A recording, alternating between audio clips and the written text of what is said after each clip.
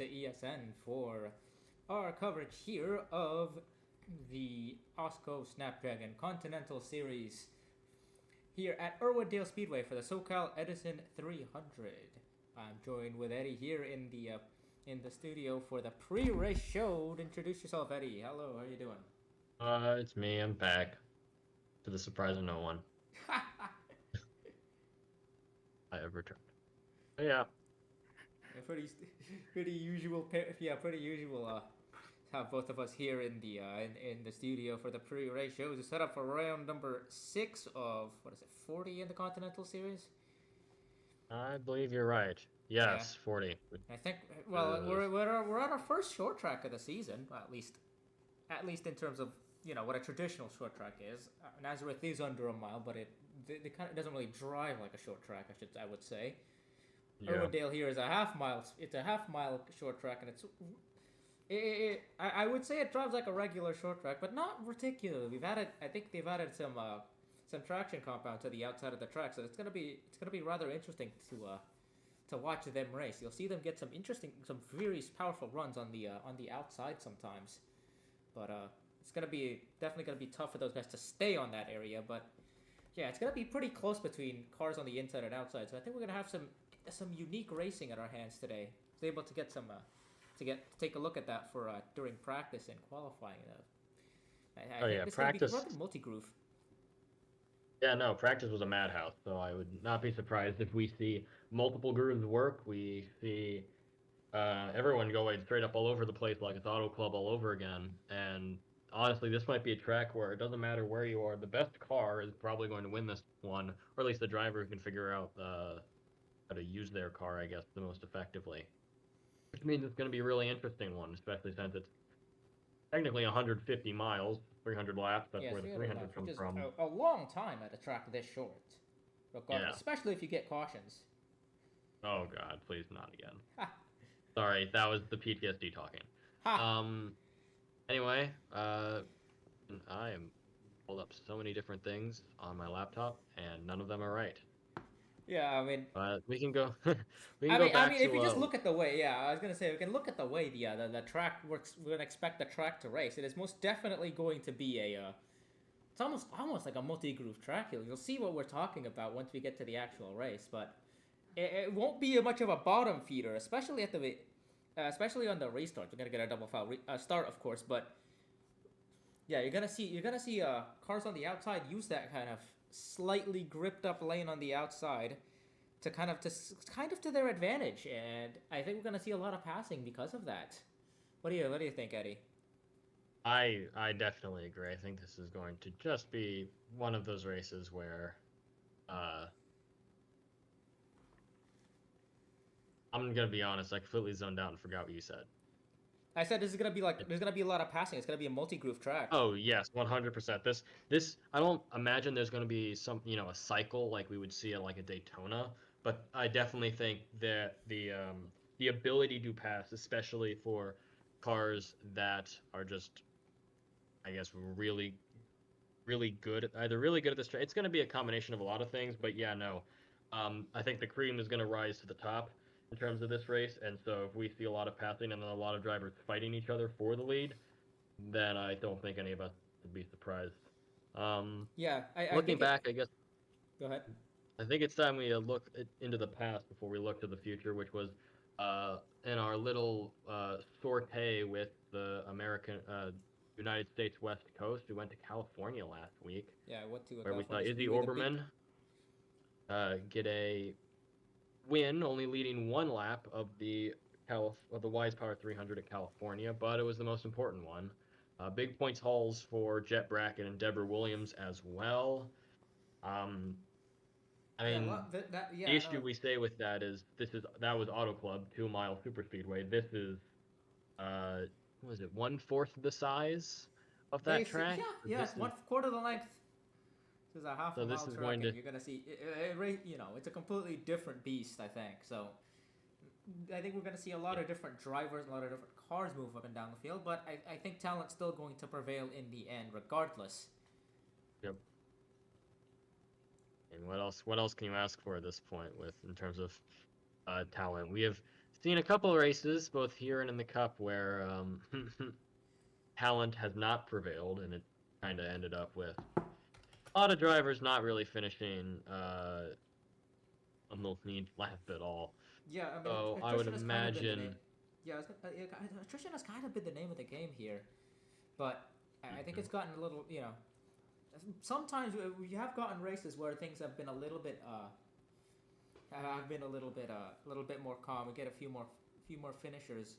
I mean, I think in terms of reliability on that kind of end, the real issue has really kind of been engines. I think hasn't been that we've had a lot of engine failures to start the season. Ooh, yeah. And Something to watch out for today. that's that's definitely expected at tracks, especially like California and Daytona. But maybe a track like Las Vegas. But at the same time, I'm rather surprised by the density of those, especially in other at some of these other tracks. We'll see how this pans out with Irwindale, because this isn't really a engine kind of track. You don't really need a good engine to compete here. I think you'd rather want to have good grip and good turn in. So we'll see if these teams will kind of turn down the engines a little bit. See, just trying to kind of extract a bit more reliability, kind of like a Monaco situation at F1. Yeah. Oh yeah, 100%. Speaking of, we've spoken enough about this track, but we actually got to get to the drivers, and by that I mean get to the starting grid. Liz Roberts will start on the inside lane with Kathy Appleton Perez on the outside. That's a second consecutive pole for Liz Roberts. She didn't do that much with that pole in California, but at the same time, she did finish, and she got another chance here to make a good impression at a track where it's a little bit harder to pass, I think. Yeah, especially, and it's huge for a team like Ponos Racing, who has neither of their drivers in the playoff race right now. And then for Kathy Appleton Perez, North Star has more room to grow for that North Star team. Still, their drivers are still in a points hole, but not as big of a points hole now, unless you're Stella Arcadia. But at least Arcadia, she has started this race. Oh yeah, she did. She made the previous race, and she made the previous race, and she's driving here as well. She's starting on the outside of row 13, so that'll be 26th. And another big story we probably need to talk about is how insane the practice and therefore qualifying groups went. In that, if you don't know how this works, Continental lets the first six has two practice groups. Top 16 each practice group get in, and then the rest are sorted by points, which then leads to the DNQs. For I think the first time this season, and perhaps the first time ever in AWSCO history, we had a driver currently in the playoffs not make the race based off of qualifying, which was Jennifer Wilson. Cassidy Jones Wilson sitting at the tail of the playoff race right now on the cut line. Yeah, big blow to her. Didn't make the race. He was the first driver out, whereas Cassidy Jones, who is 12th in points, is going to start in dead last. Was the last that was the last points provisional right there. Going to Cassidy Jones in the 4, who has been one of the better drivers all season. She's been she's been finishing pretty consistently. So that is a very good team that Heath Clarkson organization, and both of their cars had to take provisionals, and by that I mean they took the last two, because Edelstein is starting alongside her on the very back of the field. Going around the field again, we mentioned Ponos Racing as well. That 46 of Shizi Min, her teammate Tom Roberts, also starting up front in 7th place. I do wonder if some cars on the outside are going to make. I mentioned the traction compound they put on the outside. I wonder if drivers like the 54 of Brenda Davis, maybe the 04 of Eli, or even the 62 of Vinny Schultz might try to make some waves on the early start here. Kind of use that outside as kind of a speed boost almost, as you'll see. Maybe they might have a shot at taking the lead. It really might. And in terms of other drivers in the top 10, how about two surprises? Casper Von Weber. I wouldn't be surprised at Casper. I wouldn't be too surprised at Von Weber. She's been the best. It isn't. She's gotten two top 15s. That's not saying too much, but she's been the best driver at Uberman. Yeah, but Uberman also has Sandy Martel, who has qualified for only one race, and Kate Summers, who has been atrocious as of late. Kate has at least qualified. Unfortunately, everything else in the race happens. at least. And then there's Eli, who did not make the last 2 races and is now starting 6th here, which all in all is huge. You also have drivers like Lexi Rockwood and Krista Anderson, who were not in the California race, now returning to, I guess, Continental after a short stint in the void. But Anderson starting 23rd, the Rockwood starting 18th. Maybe not the best positions, but at least you're in it, and at least you can get some points because playoff race, admittedly, kind of heating up. Jet Brackett. Yeah, I was gonna say Starting in 12th in the lead. Yeah. He had a Yoko. Where? Yoko was one of those drivers who had to get bailed out by the provisional. She's all the way down in 33rd. She took the first one. Yeah. Moriyama, speaking of, Moriyama in 3rd on the outside of Yoko. Isabella Fitzmaurice, probably one of the drivers who can really benefit, except benefit probably not. She's in 20th. And then Kara Reynolds. Kara Reynolds is the big name. All these drivers who are just looking for something, and then you have Kara Reynolds. Yeah, I mean, when it comes to the drivers at the front of the grid, you know, they're kind of spread out everywhere. A lot of them are starting up front. A lot of them are going to be starting at the back in those provisional spots. As we're going to head out and start wrap up this show here. Any final thoughts before we head into the booth for I believe it'll be Geff and Echo's coverage of the race. I just think watch out for Kara Reynolds. Reynolds is probably going to want to cut through these couple of lanes like a hot knife through butter just so that she can pull away and have a decent-sized gap between her and anyone else currently contending for the regular season title. And we could really see her being real aggressive off the start, which means Roberts and Von Weber are going to be fighting for their lives, and Shinzi Min might have to come to the rescue of Roberts, and Ponos Racing might have to, work together. Yeah, and as we can see here, I think Roberts has picked the outside, so that'll make things interesting. What? And with that, we'll take you to that? Oh my God, you can. Yeah, and with that, we'll take you to the booth for Echo and Geff. Take it away for the main race. Yeah, and hello from the Irwindale Speedway, and Geff is absent at the moment. We are currently attempting to locate him, but he's disappeared for now. But so I'll be carrying this on my own for a bit here. We're here at the Irwindale Speedway for. We're here at the Irwindale Speedway for the 6th race of the Continental Series season. And that's the very interesting thing. Liz Roberts, who starts on pole, is actually chose the outside lane to start on. So just because the outside lane is very fast here, it's worked out very well, and Liz Roberts has seen all that they've done in testing, and so she's decided that she wants the outside to start this one. So 300 laps here tonight from the Irwindale Speedway at this half-mile short track in Los Angeles County, California. I mean, this is going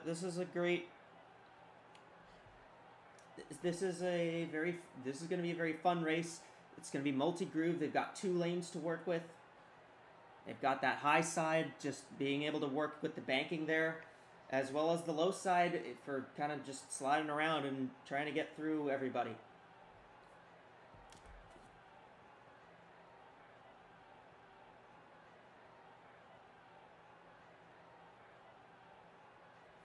So, we're gonna call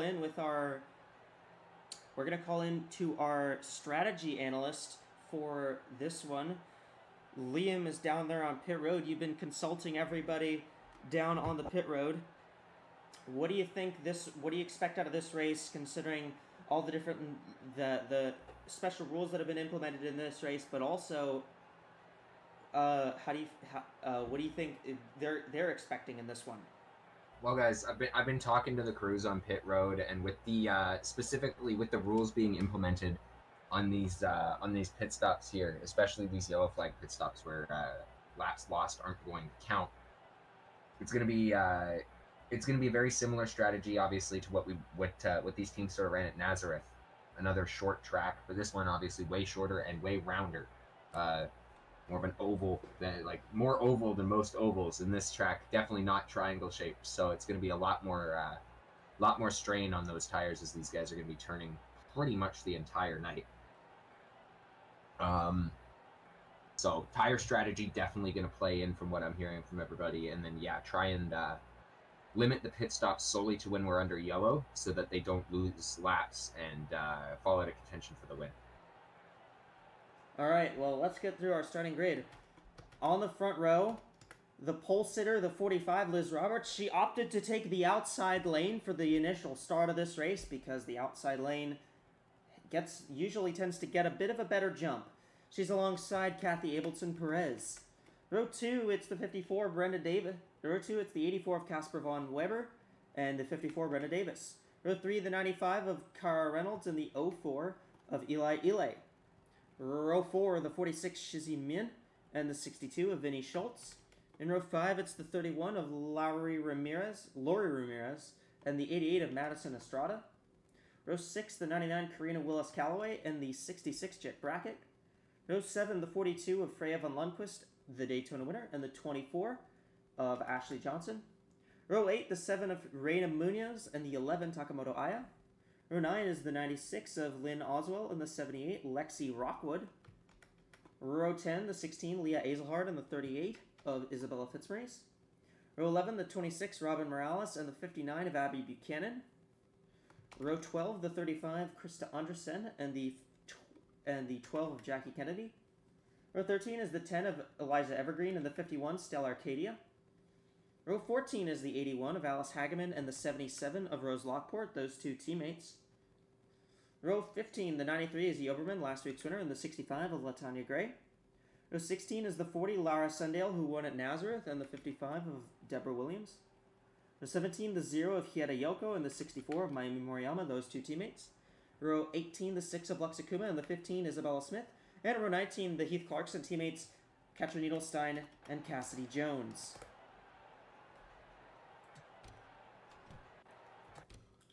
Without further ado,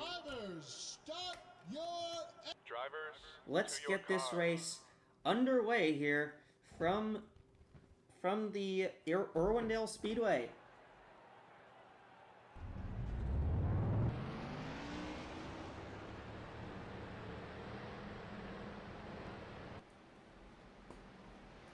Pace car is off, so we are going to be going green.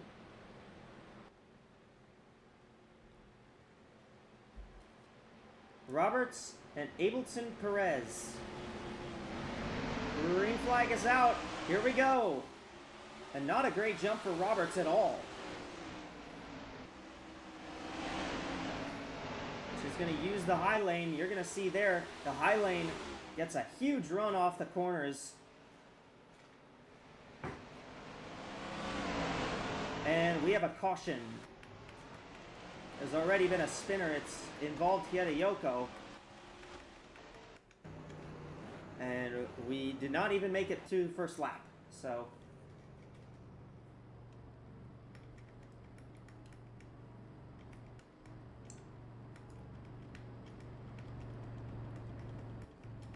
we'll see these pit stop. We'll probably see the pit stop rules kick in here, where it's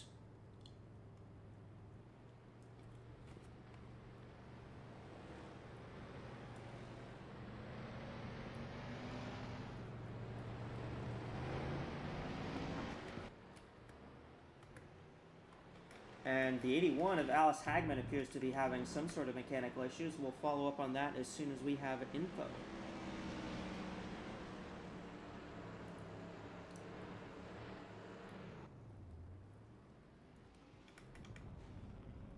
And yeah, this is what I mean when I say the pit road is a little funky.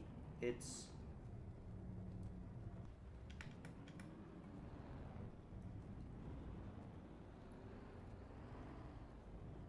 they have issues.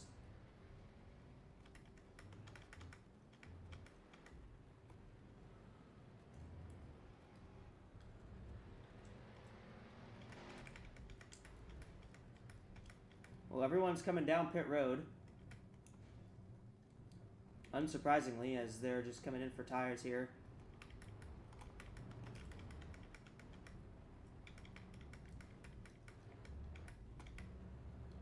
84 is going to win the race out.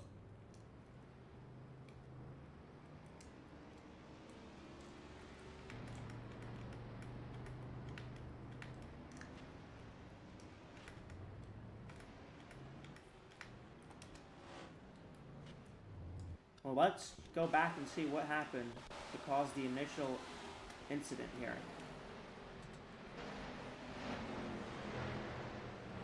Oh, that's what it was.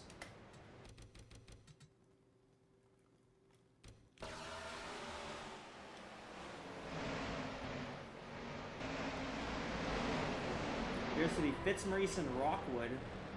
And Fitzmaurice spins in front of the field and it stacks up everybody.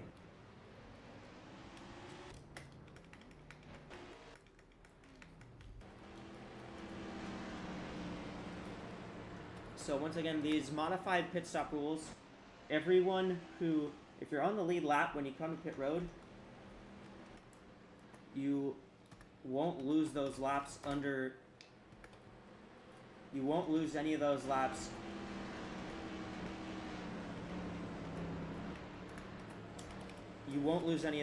you'll get all of your laps back.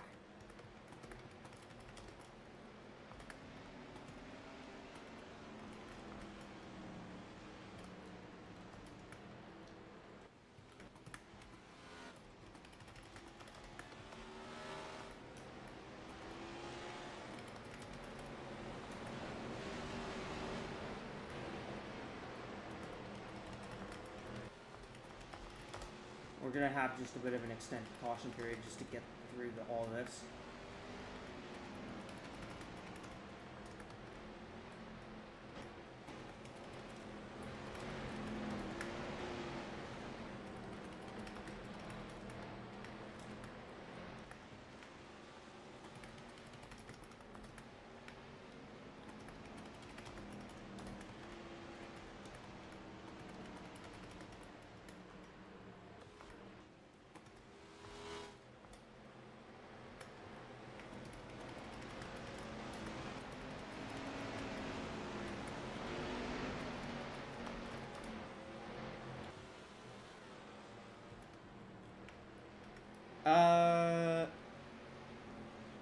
Liam, what do you have on pit road for us?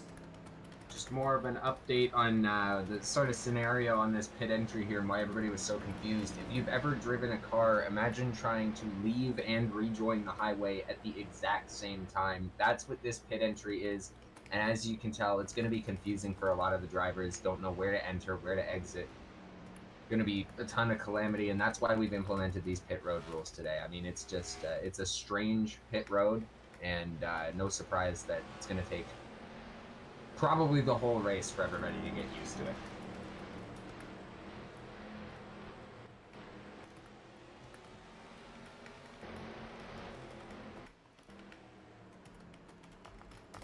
We're gonna go one more lap here.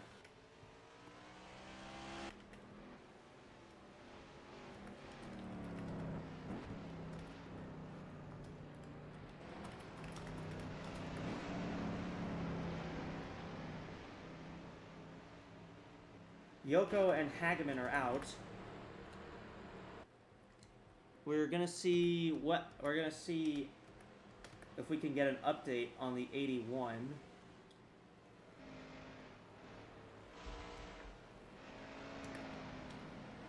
But when we do get that update, we will get that forwarded to you as soon as we can. All right, pace car is off. It'll be Casper von Weber. Won the race off pit road. She'll lead him back to the green here.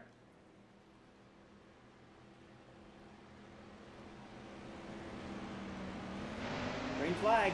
There we go. We're back to racing.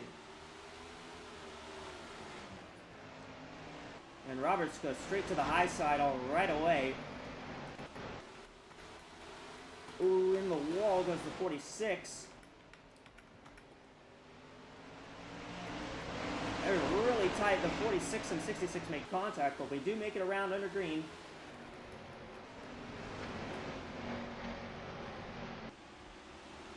Russia, what do you got down there on the 81? Echo, I mentioned the whole thing with engine failures in the first in the pre-race show, and unfortunately the engine issues just continue to plague some teams here. The 81 there just that car just blew up early on, so we're not sure what broke on it, but something definitely went wrong on that. We're gonna have to take a look at that, as that'll be race over for the 81 team. Looks like a couple cars have received penalties. Liz Roberts took the lead, and she is in the wall now. Liam, what's up?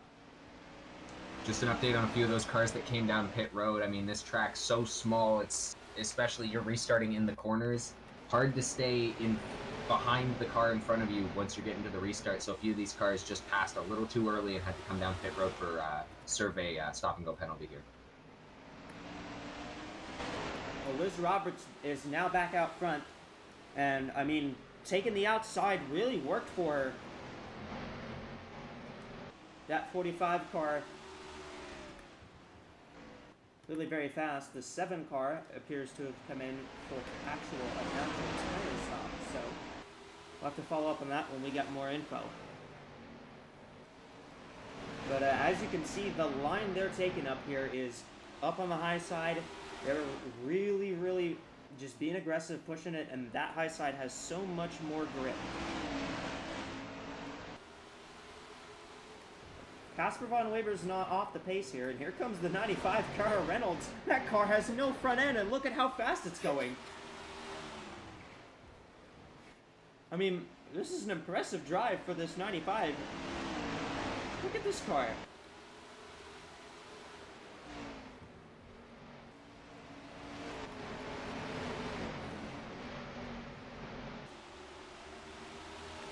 Looking back in the pack,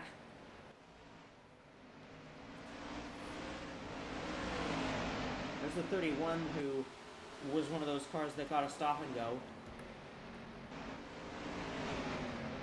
I believe the 4 of Cassidy Jones received 2 stop and goes. She came down twice. I'm not sure what's up there, but that car, whatever happened there, it is really not great. What do you got, Eddie, on the 95? Well, Cara Reynolds has clearly had one of the best starts to the race, and yeah, no hood in the front of that car. Just had some issues with it coming off of the lap 1 crash, and she said, you know what? We'll see what we can do with this. They really weren't expecting Cara to be anywhere near this, but Cara says the car is driving amazingly. I'd also like to say update on the 7. It seems like the 7 with Reina Munoz, Macmillan Enterprises, they just had a lot of, with all the chaos on pit lane after the, during the yellow room at caution, they just completely bungled how putting on some tires and realized, oh, we gotta make sure things are evened out. So they did so, but it did cost them to fall back in the pack, but they're okay with it. They say these tires that could probably last a little bit, and hey, maybe we can get some spots back for the next one. Hopefully nobody crashes and we're not a lap down. Roberts has kind of dropped off a little bit. Eli Ile in the 04 now up into second. The 84 of Von Weber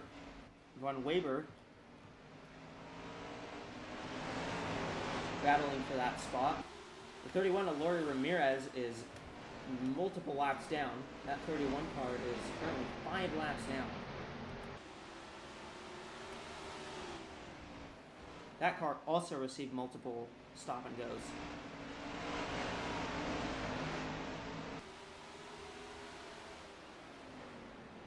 So Lori Ramirez just kind of sitting back here. There's the 42 Freya von Lundqvist, now up to 4th. I mean, we see Cara Reynolds still running 5th right now, despite the fact that she has no front end here, and she might actually get to 4th because she's got the outside lane on the 42. 54 of Brenna Davis was in the wall there. Oh, contact, big contact there between the 7 and the 54, but they managed to hang on to it.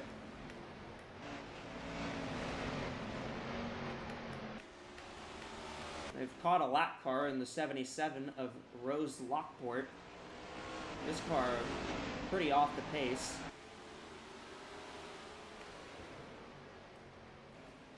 Ilay trying to get by, and we got more cars kind of just scraping the wall here.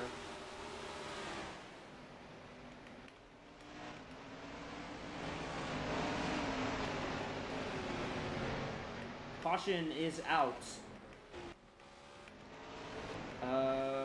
I'm not sure exactly as to the reason why.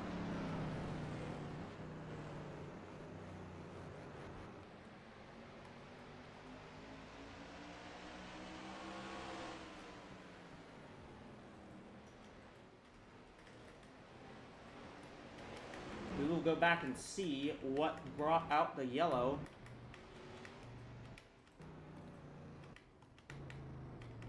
So I believe the 45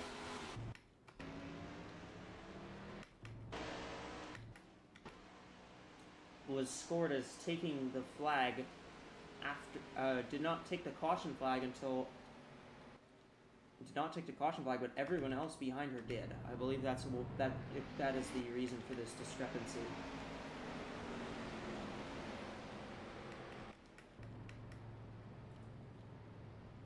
So the caution flag is out.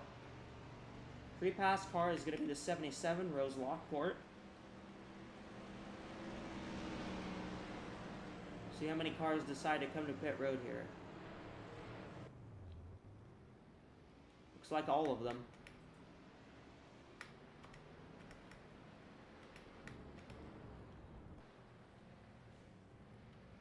And yeah, now they're getting jammed up coming to pit road again. I'm not sure where the 25 is going.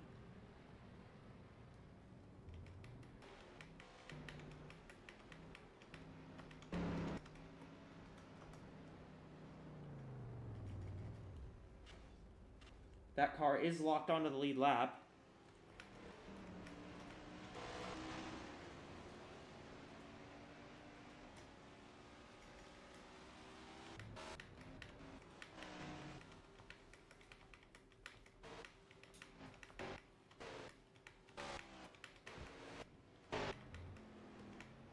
'84 wins the race out, then the 04, then the 45.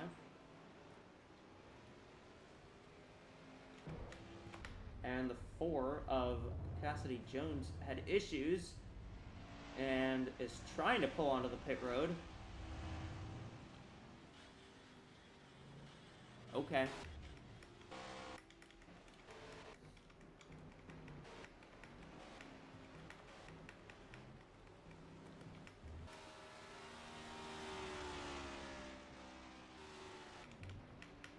I'm not sure how to explain that one, so I just won't.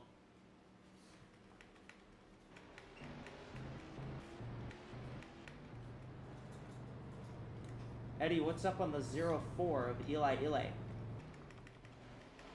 Well, after all of the issues that PHLM Racing has had with the 04 car these past couple of weeks, the fact that Eli Ilay is in second has been running close to Von Weber and Robert so far has been absolutely amazing for them. It sounds like there are just a lot of good vibes. They're happy with the pit stop. Everything seems to be going well.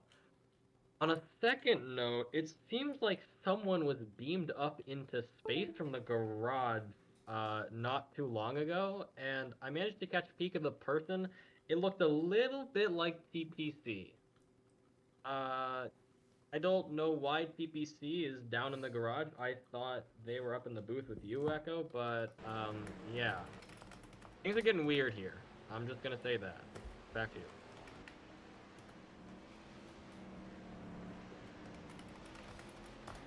Well, we're giving all the wave arounds to all these cars that are...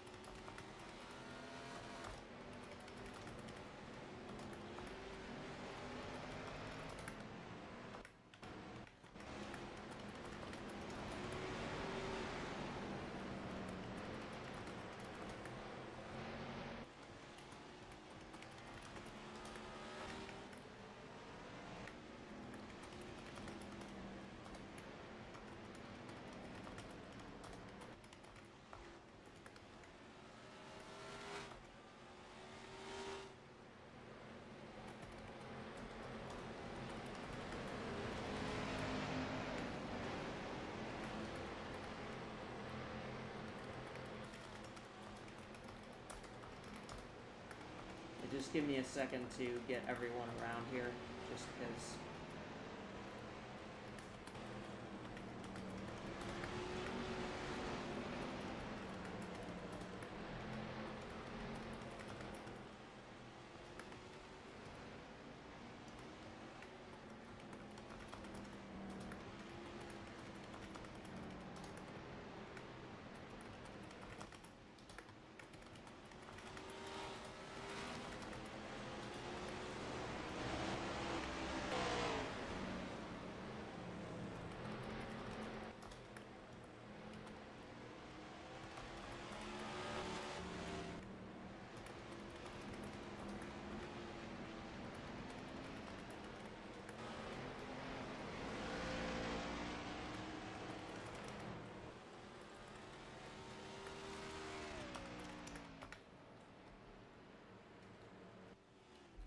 All right, so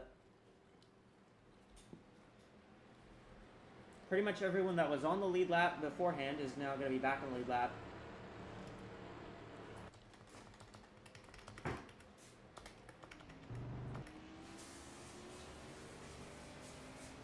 '62 of Vinny Schultz was the last car on the lead lap.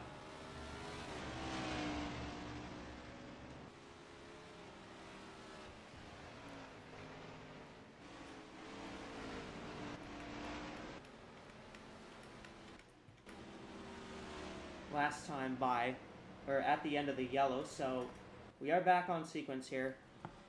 Just having a little bit of issues just because it's...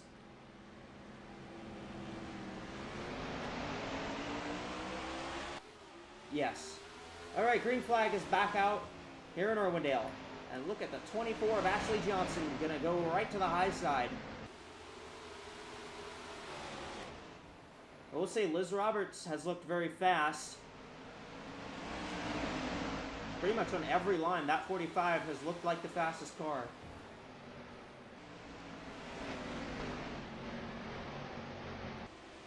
But she's been getting to that high line and been able to get away from the field by using the high line before. Now she's trying the low side. She's gonna get to second here.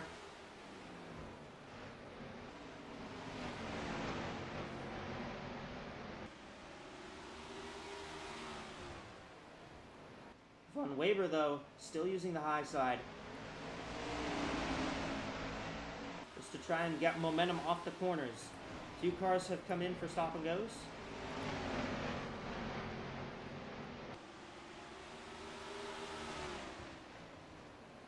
We got quite a few cars. This is a good battle here for the lead right now. And in this track, you lap it very quickly, but we still have 300 laps in this race, so we got to be solid pretty much the whole time. Liz Roberts looking very solid. That car is keeping with the 84 on the bottom lane. And Roberts with a great drive through 3 and 4, and that 45 is going to take the lead right back.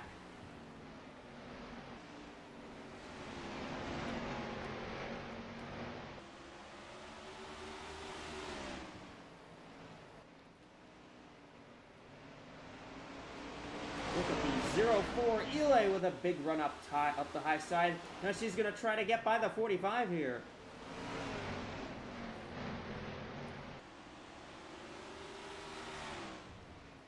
Another battle for the lead.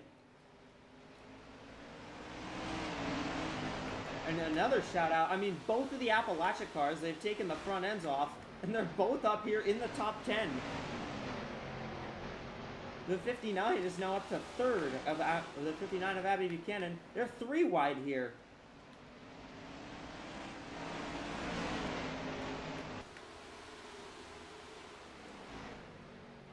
I mean, Ubermont Enterprise not had the greatest luck in this weekend. The 8 and the 82 both missed the race, but their other 2 cars running very well in the top 10 right now.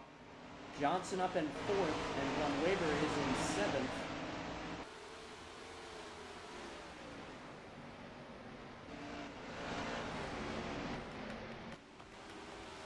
The 04 is still on the outside of the 45, just trying to make the high side work.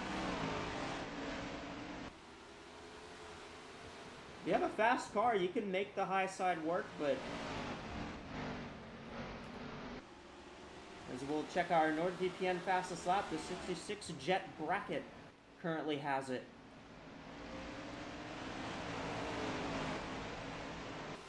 $51 laps are complete.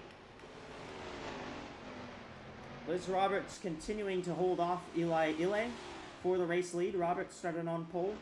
She's been shuffled back in multiple times on pit road, but both times she's been able to rebound and get back out to the front of the field.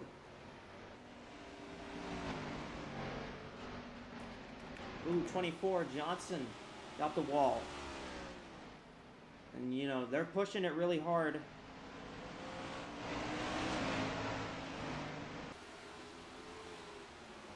They're just pushing it super hard here, and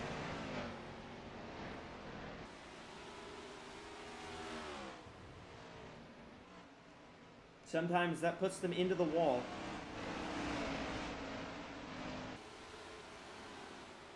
Ashley Johnson trying to get by Abby Buchanan for the third spot. Another car was up in the wall. At least I heard them in the wall. Eli still trying to get the lead from Roberts. And that time the 04 actually had it at the line.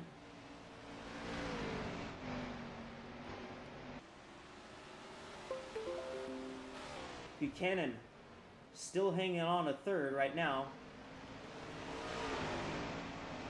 Roberts is really fighting with the 45, or with the 04 still though. And here comes the 59 of Abby Buchanan into this mix.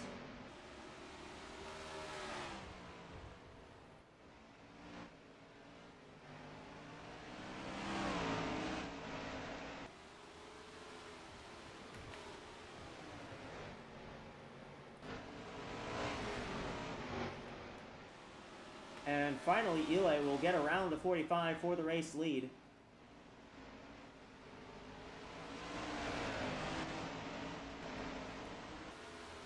Buchanan still hanging on a third. And everyone's kind of migrated up to the top side now. And there's Cassidy Jones in the 4. She's 4 laps down, but driving through the field right now. Look at this car.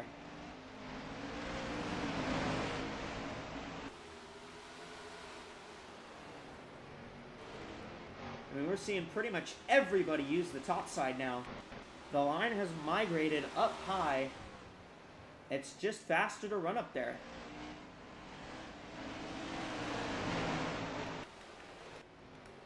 So Liz Roberts has now moved up to the top. Buchanan trying to get by the 45 on the bottom. 24, I think, is kind of running the bottom here. 66 is running the high side. Back here, everyone's up top. And that's just what makes this track so good, is you can run any line here, really.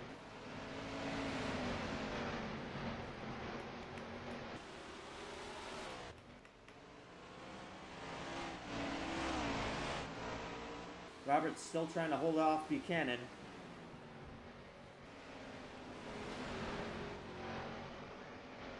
But Eli in that 04 car, out in the lead right now. Her teammate Laura Sundale won at Nazareth, which was the other short track we had on our schedule so far this season. This one's a completely different ball game.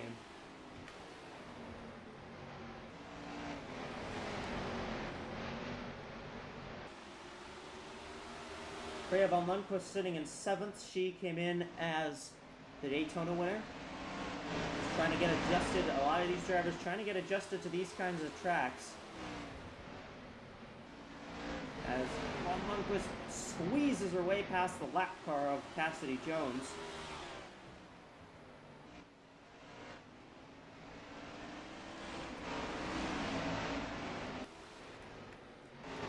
There's Roberts running along the wall. Literally everyone in this group is running along the wall except for the leader, who's the 04. And the 04 is right along the bottom.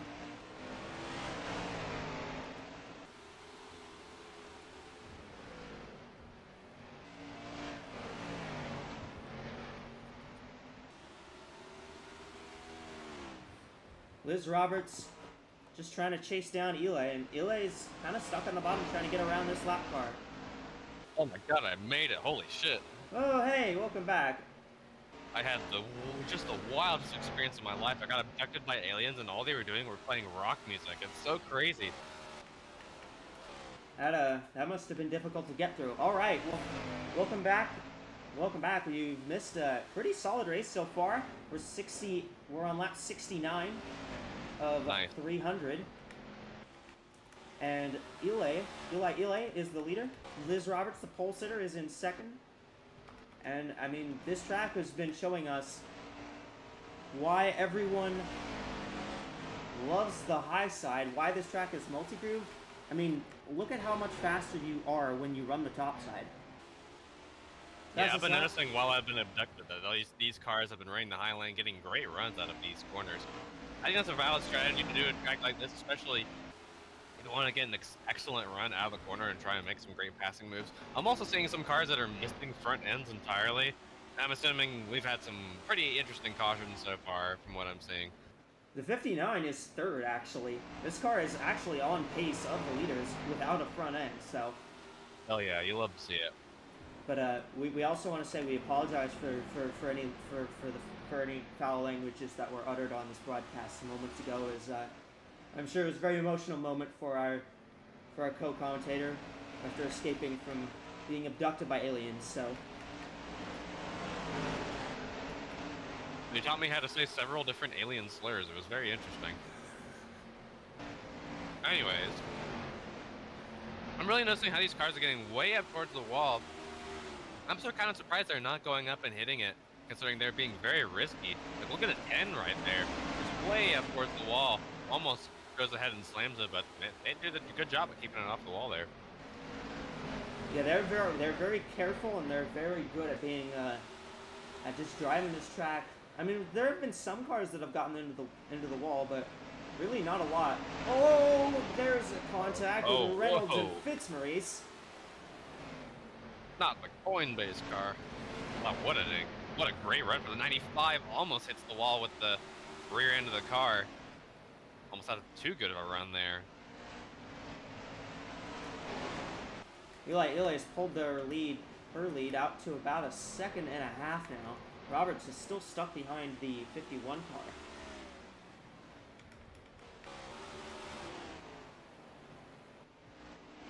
Liam, what do you have for us down on pit road?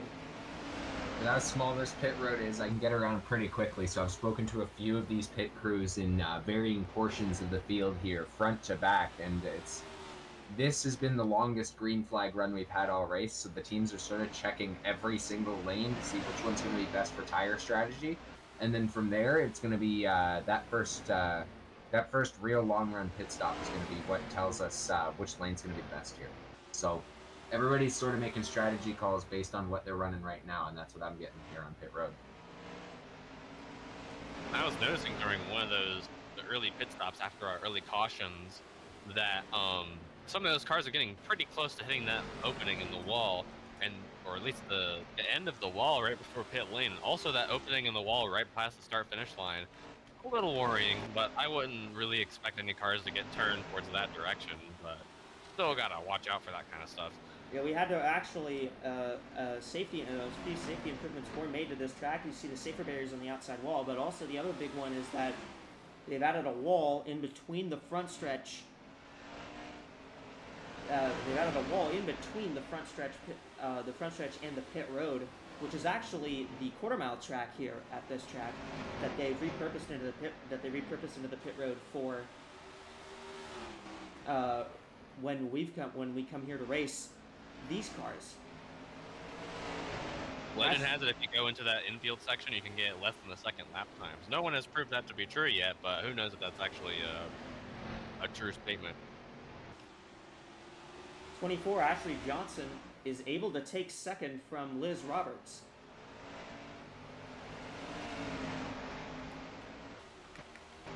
Yeah, I also got to give a shout out Jet Brackett.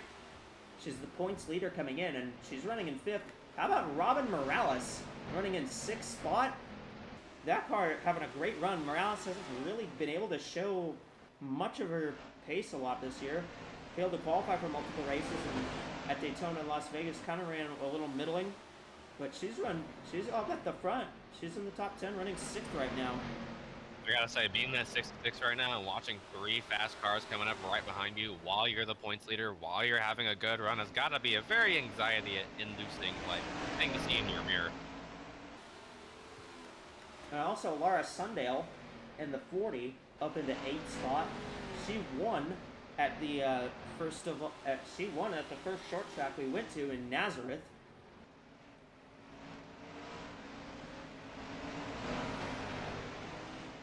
Nazareth's a good one. I always like that track.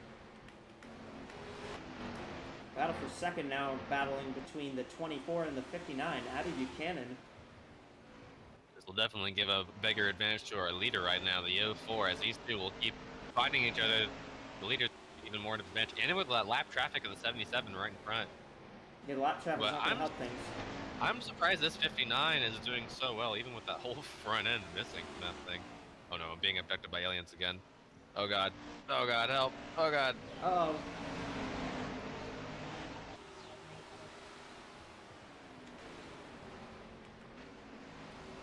'59 of Abby Buchanan hanging into is now driven up into second. We'll see if she can get by the 77 here.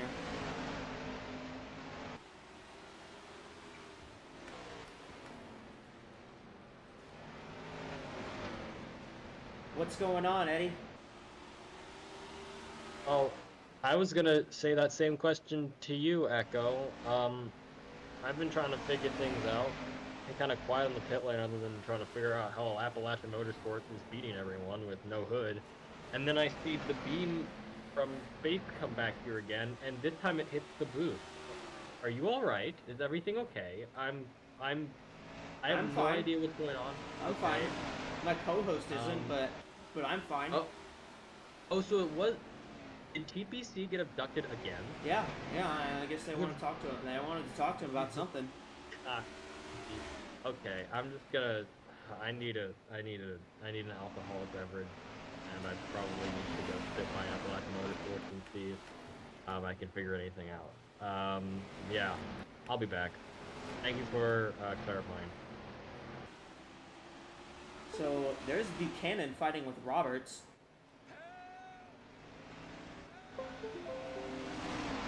Who's playing sound effects? 59 Buchanan battling with Liz Roberts right now for that second position. Hey, I mean, Buchanan is I have to say, a lot of praise goes to the driver of the 59 of Abby Buchanan for wheeling this thing up here, being this fast with that damaged of a car. Like, that takes skill, really, no matter the track.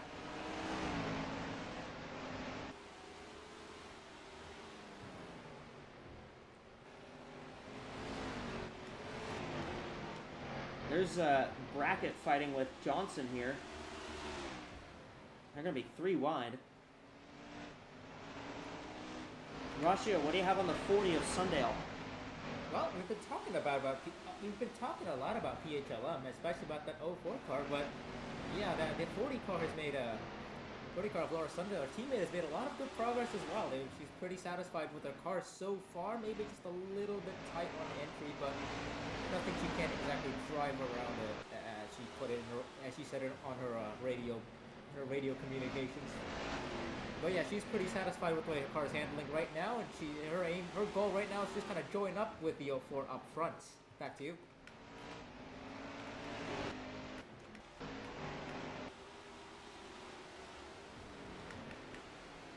'66 and 40 fighting here. That's for the 5th spot. I mean, the 66 was challenging the 24.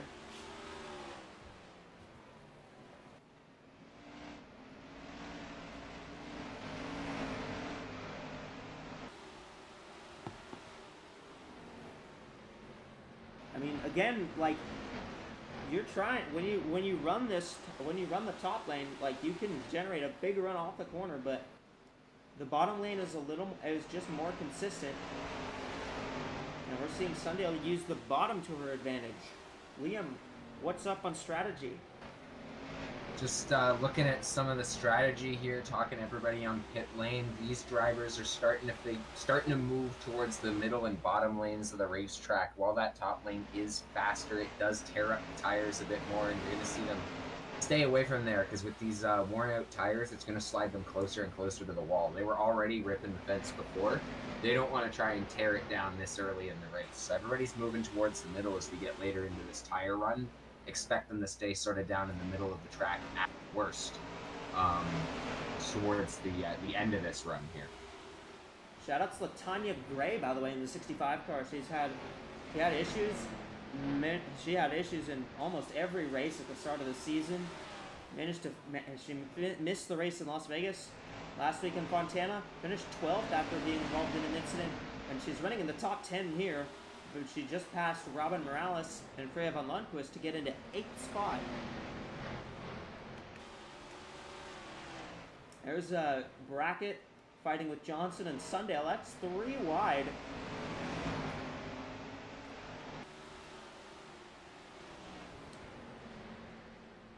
And Brackett's going to get by on the outside.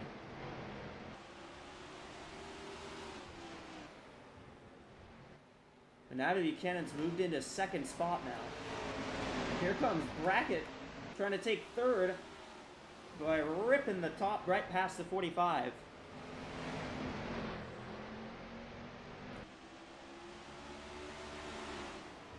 And I think Jet Brackett kind of saved up her stuff because now that 66 is pushing and she is going places.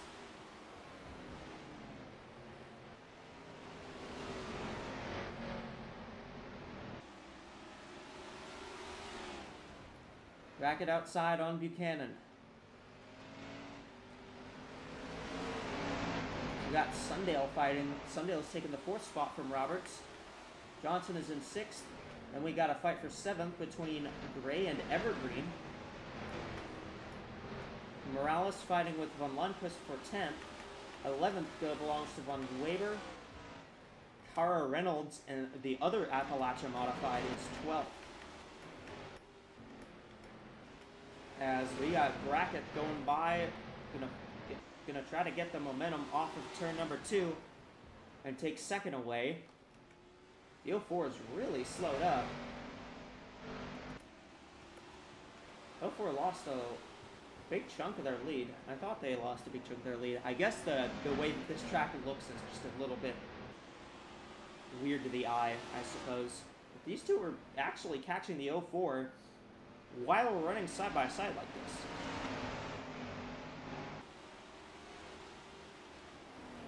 And they're down to under a second now.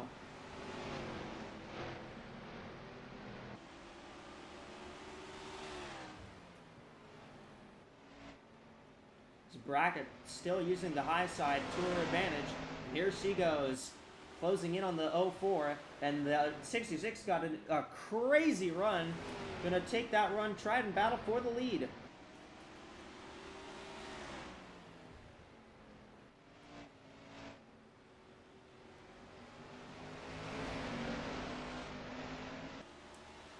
Not gonna be able to use the momentum there, but the 66 is gonna continue to run the high line here.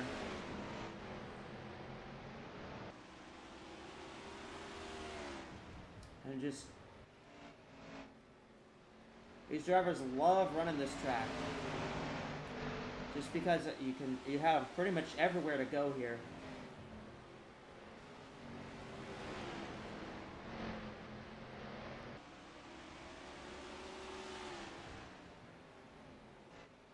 Six going to try the top side once again.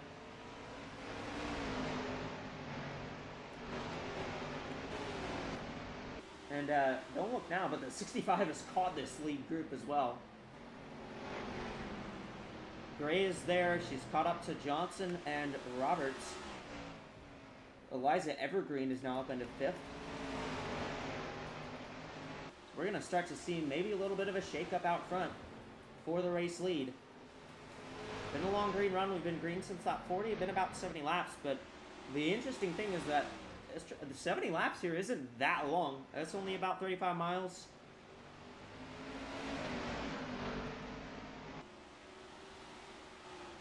Sundale now up into third as it's PHLM 1-3. But it might be 2-3 with Brackett up here. Here comes Abby Buchanan trying to roll the high lane. Here comes Liz Roberts with a great run up top.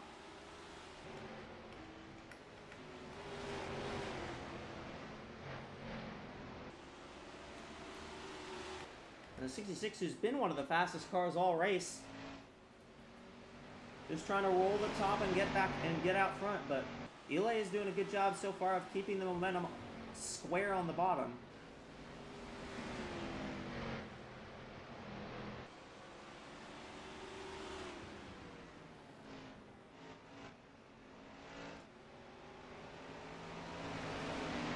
Here comes Abby Buchanan in the 59. See if she tries something to get by this 66. She's looking for third, trying to take it back from Sundale. Sundale's trying to take second from Brackett. It's a three-way battle for second here. Brackett takes the top and gets the momentum.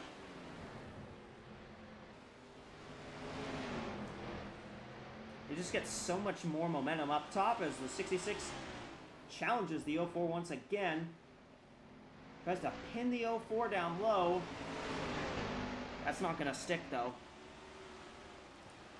You just need the momentum from the top side to be able to challenge.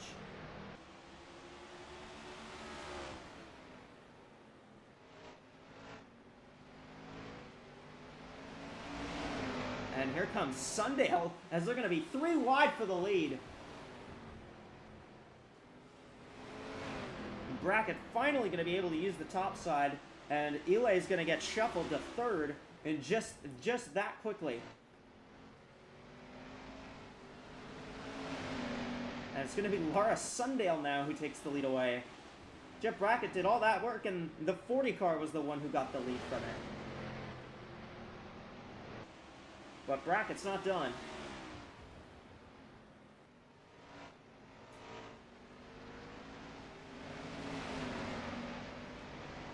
'66 is still working to try to keep it up there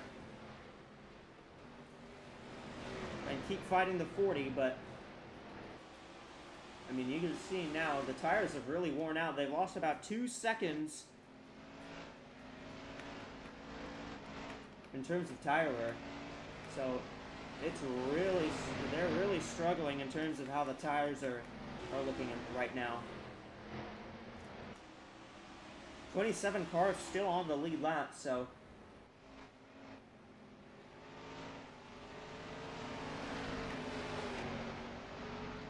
as PHLM now makes it a 1-2 again as the 40 out front and the 04 in second. The 66 Brackett hangs in third, Buchanan in fourth, Liz Roberts is fifth, Eliza Evergreen is sixth, Latanya Gray is in seventh, Ashley Johnson 6th, Robin Morales in 9th, and then it's Casper Von Weber in 10th.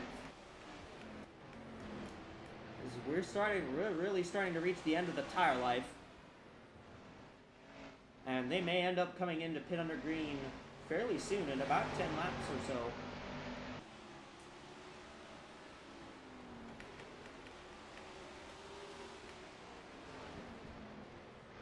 I still do want to give a big shout out to Gray though, because she's had her struggles this season, but she's worked through it and she's driven a very clean race in this one. That car, you can see, it doesn't have a scratch on it. And she's doing a great job running in the top 10. I mean, we thought we'd see maybe a lot of bumping and banging at this track, but so far there hasn't really been a lot of it. Just a lot of tight action, and you got cars running everywhere on this track, but now the tire life is kind of falling out, and now it's really starting to show.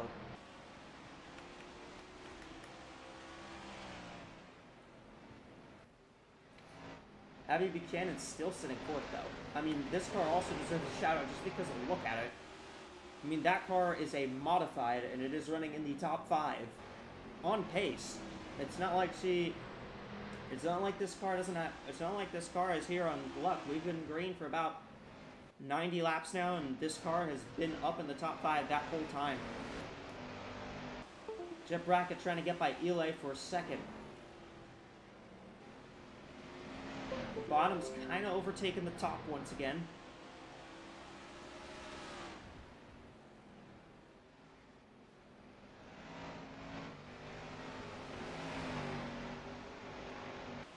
We're going to catch the 14 of Edelstein, though. When they go 3 wide, the top lane is the one that tends to overperform, as the 51 was stopped down on the apron. I'm not sure what the cause for that was. We'll have to see if we can get a report on that.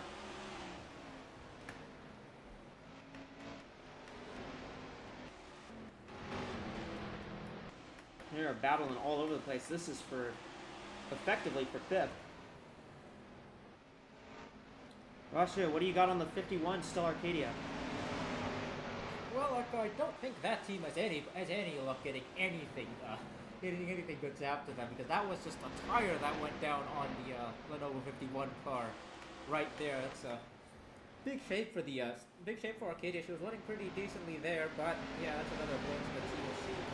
We're gonna get this out, but it's gonna be a pretty lengthy repair, I think, because that was a pretty significant tire going down. Might be some damage they have to fix to the car. As for that, they're going to be a couple laps down, of course. Over to you. Another car coming to pit road. 66 is in. Brackett. All right, yeah, we're starting to see cars come to pit road now. Yeah, the tire cycle is coming into full play here. So, Liam, what's up? We can see the pit cycle starting. We can see that these drivers are way more comfortable coming to pit lane under the green flag conditions than they are coming under yellow, and that might be due to how small this track is and having a lot more space, being spaced out after a tire run as opposed to being clustered together under the yellow flag. I think it's going to be 4 and fuel for a lot of these drivers. Not quite sure though. Gonna do a bit of a walk around, see what the strategy was, and I'll come back to you guys when I have an update.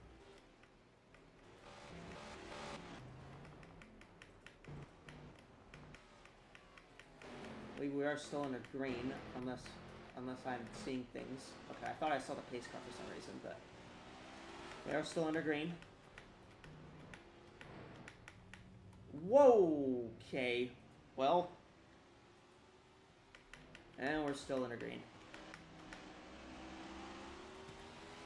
It is 4 in fuel.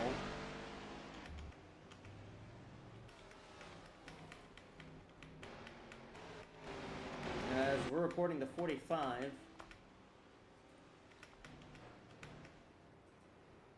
has had a issue as well. We've heard, well, apparently we're hearing that the 45 has some sort of fuel pressure problem.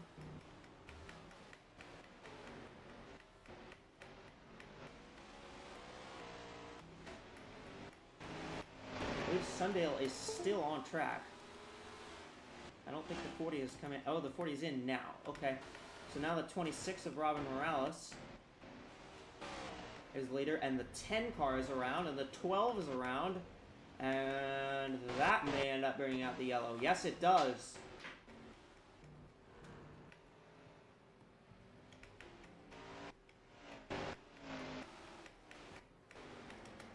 And I'm not exactly sure who the leader is. That is supposedly the leader.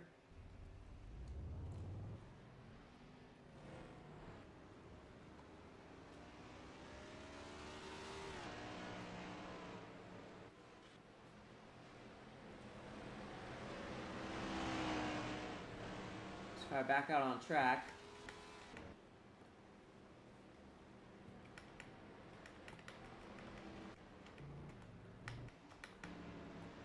And the 26, I believe, is going to be... The 26 is tagging up to the end of the field here.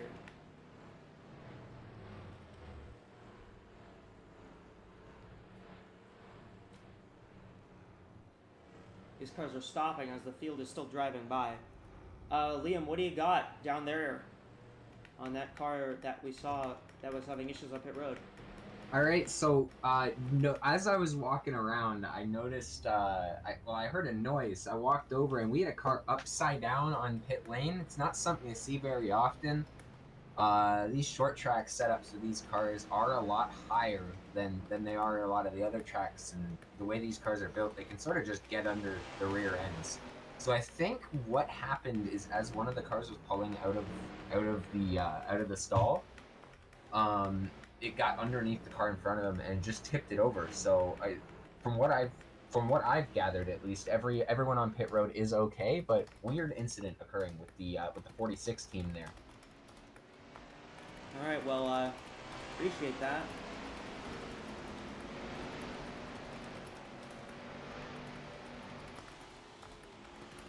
A bunch of cars are going to get waved around because the leader, that is the 26,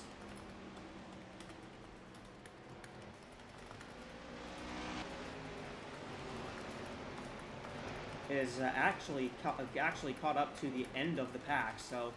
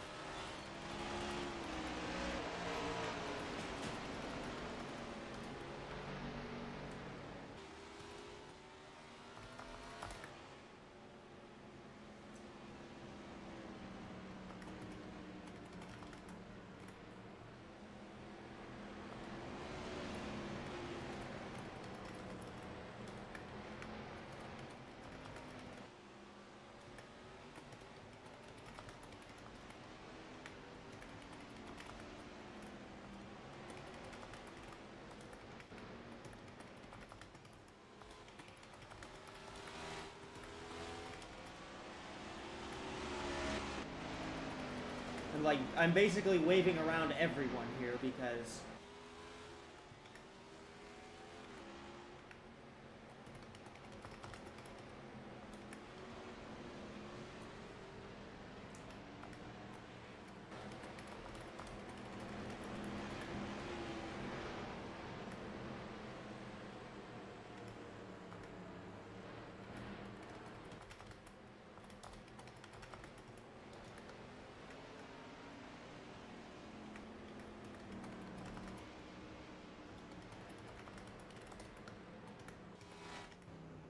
Alright, there we go. That should be all of the wave rounds.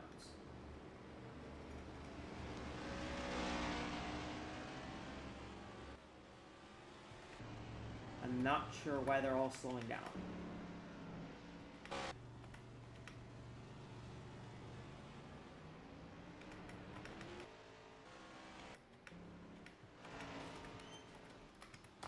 Okay, because this is all weird, I'm gonna give them an extra lap.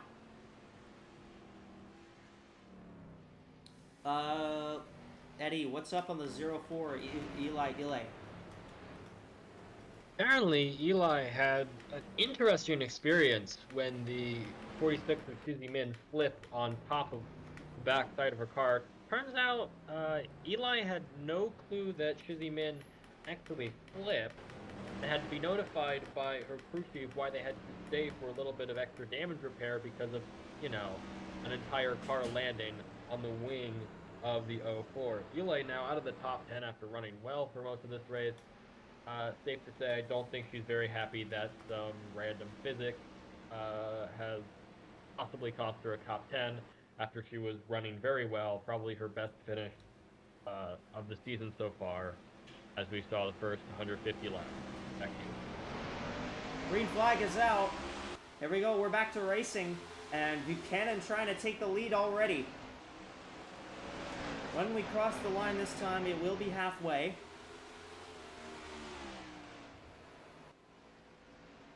Here comes Abby Buchanan in the 59, up the high side, trying to get the lead, but it will be Morales who leads at the halfway point.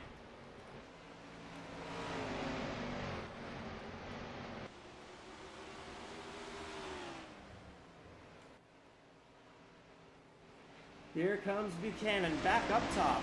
59. Look at that. The modified to the lead. Abby Buchanan out front.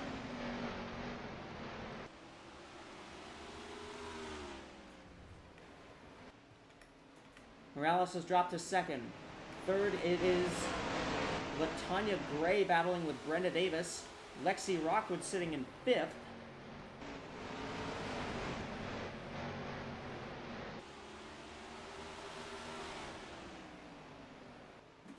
And, I mean, because of that yellow flag, this race has been kind of turned on its head. Ray is up in the wall, but she's going past this 26 anyways.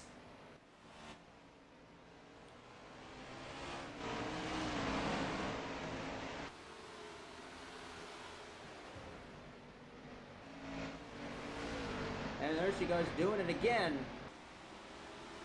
Wow, Latanya Gray is really, I mean, they're at Homestead in real NASCAR right now, but they may as well be trying to run Homestead, and we got a caution.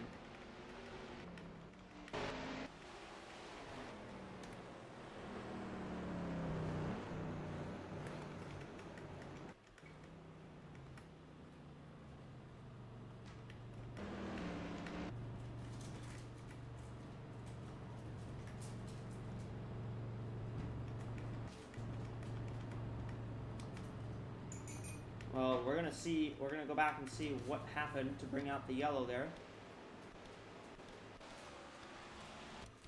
But I believe it was these two. Yeah, it was the 51 and 35. 35 gets loose and 51 spins off them. We'll see if these cars come to pit road.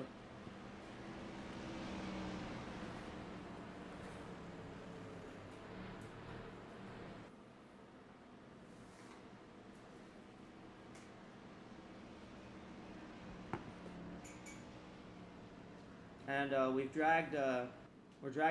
dragging Liam into the booth here to fill the dead air that I can't cover. Good evening. Hi, Liam. Looks like everyone stays out in here. An interesting situation. You mentioned it earlier. The field's sort of been flipped on its head.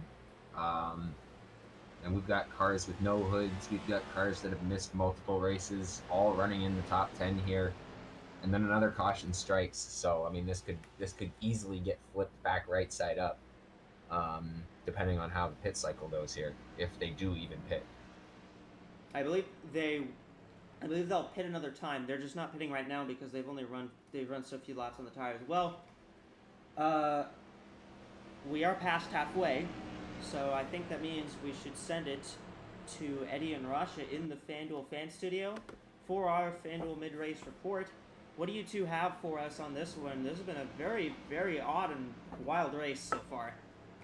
I will say this race is great if you're looking for random bits of front and rear bumper off of these race cars. We got cars with no front ends, cars with no rear ends, just kind of everywhere up the track here. There's notably, of course, the Appalachia cars have been running up front with no front ends whatsoever. I mean, talk about a modified impression. That does not look like a car that would be sitting up front at any other track. But this is Irwindale, so this makes total sense. Eddie's been down on pit lane with me for quite a while. I think he's seen some interesting things. We'll just say that. Some horrors beyond human comprehension. I think that's what he put it as. Eddie, you there? No. Talk about the race. The alcohol I thought it was drinking may have just been blue Gatorade, and now I'm starting to feel the horrors come back.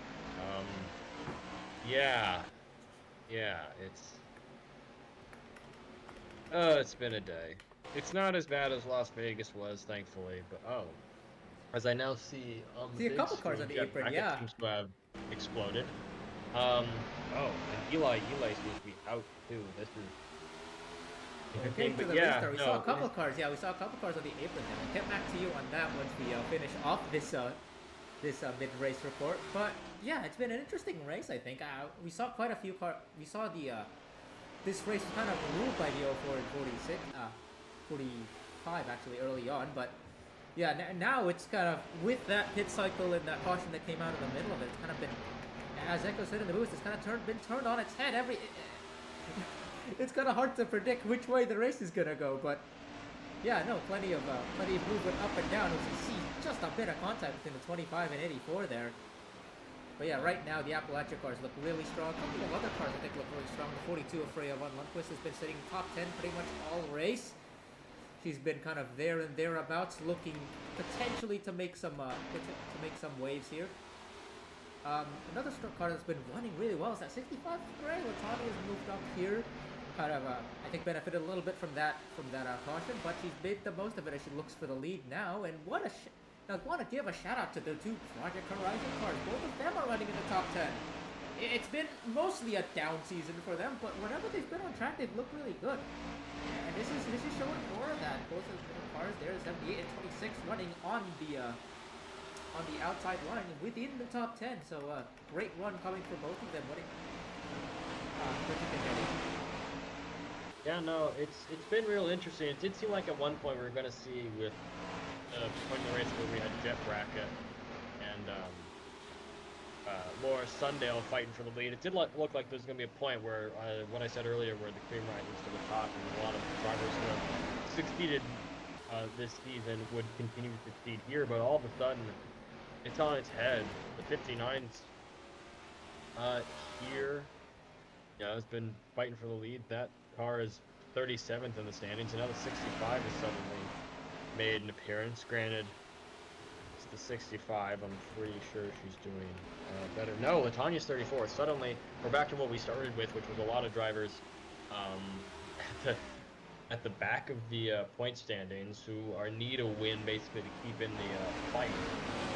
Now up at the front, so it's been kind of back and forth between whether we're going to see a proven driver win or we're going to see a surprise. And honestly, I think we're heading more towards surprise territory now, especially with the 11 of Takamoto. I mean, most Aya. of the field, I think, most of the field really haven't, that are up front right now, haven't seen that much luck or a lot of running at all, really, like the PHR cars. I think the only car in the top 10 that I'd say wouldn't be too much of a surprise would be the 42. Because she's already won a race and she's run relatively well in most tracks. That might be a little bit of bias, but that's besides the point. As go ahead, Eddie. What did you say? No, it's only bias. Don't worry. Ha.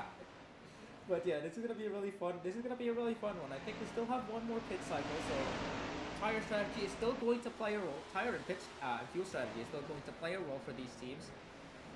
We still have plenty of racing left to go, even with the cautions. So I think we're gonna get a lot of some interesting divergent strategies as the race goes on here. So. Oh yeah, this could really easily become a strategy race out of nowhere, like in a snap. So. Yeah, no, I can totally see that, especially with tires. With tires, you see we can kind of maybe. The timing of when you put those tires on. I think we're gonna see the 04 get a black flag there for pit looping. Oh no! Like that. We get a caution. Oh, we'll get another lull Racing in the action here. We'll get another lull in the action. This probably is a good time to get our FanDuel fan picks in. I'll start with Eddie. Go ahead. Do you have any ideas of what kind of driver is gonna? If the 59 does not win this race, we will have done all of this for nothing. I will have seen 2 alien abductions of the exact same person for nothing. If the 59 does not win this race with no front bumper or that's all I will say. Well, that's certainly one way of explaining that pick, but yeah, I think that I agree with the 59 being a very good car, but let's see, quite a few picks here. I'm gonna go with a little bit bold here. I'm gonna go with the 78 of Lexi Rockwood. I think we've kind of been sleeping on her for all of this season, really. But to be fair, that has been for other extenuating circumstances. But she's looked really good at this race, as we see some more extracurricular activities coming onto pit road. But yeah, I think the 78 of Rockwood's run really well, and I think as long as the team can execute well, I think they're going to be in with a shot at the victory here tonight at Irwindale. Any last words before we wrap up? Well, we wrap up the mid-race show and send it back to the booth, Eddie. I hope to see you guys again.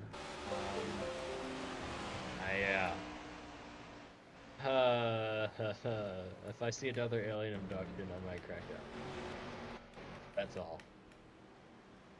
sure if I can say that on television. I'm not sure if I can say that on the stream, but yeah. As we send you back to the booth, I think we may have rescued TPC again. Oh my god, Holy I said someone's getting beamed back into the booth. What the heck? Jesus fucking Christ, that was the worst experience of my life. Anyways, race cars. We'd like to apologize for the colorful language Geth just used there. Yeah, Liam, you go back to pit road. Do you mind if I ask those Yeah, get aliens the to fuck out, beam me you're going back to back pit to pit lane? road, buddy. Language. Can I ask those aliens to beam me back to pit lane real quick? Hold on, let me see if I can contact them real quick.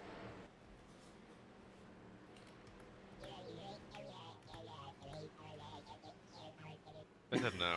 Oh, all right. Well, there I go. All right, so a few cars stayed out here actually on this caution. Interesting play by the 59 here to stay out with that kind of car. I'm actually surprised they're leading right now, but then again, just strategy is the thing. But if they manage to make it to the end with this strategy and end up winning the race, I'd be pleasantly surprised. All right, Liam, I'm gonna send it back to you again, just because I want to hear your FanDuel fan pick for this one. What do you think? Who do you think's gonna win this? Who do you think's gonna win this race? Who do you think's got the best shot? As I have somehow miraculously made it back down to pit lane on a live racetrack, my FanDuel fan pick is going to be the 42 of Frey von Lundquist. That car, despite the pit cycle switch and the field being turned on its head, has been up in the top 10 pretty much all day. The car looks quick. If she can get to the top lane and get a solid run late in this race, I think she's got a shot at winning this thing. TBC, I know you've been here for not much of it, but who's your pick? Honestly, from what I've been able to see so far, I'd really like to see that 59 take home a win. I think after they got the damage from that first crash, they have been surprisingly fast. Maybe the aerodynamics has been shifted in a way that made it better, but I like to see that 59 go home with maybe not a win, but a great finish. If they manage to win, I'd be pleasantly surprised. I think I'm going to go with the 65 Latanya Gray. She was up front. She had the fastest car in that last run that we had. We just came into pit road. But these cars that all stayed out, I don't think they can make it to the end. So I think the 65 is going to have the best shot here. As we go back green. Maybe lucky to get another caution here, but they almost went just about 4 wide going into turn number 2. Look at Latanya going way up the outside. Big slide for Latanya Gray. She took advantage on that restart, and she's going to go all around these cars. Wow, holy tires. I mean, the outside lane is fast, but 65 has those fresh tires by about 20 or so laps, so. Right on the back bumper, the 59 now trying to find a move on the inside, but 59 might have an advantage here going into the corner on the outside lane. They're going to be side by side going into turn 3. Well, this track has had great battles for the lead all race long. Barely leads that lap. Trying to take that one. Here comes Lexi Rockwood trying to get around Sakamoto Aya. Oh, wow, barely hits the wall there.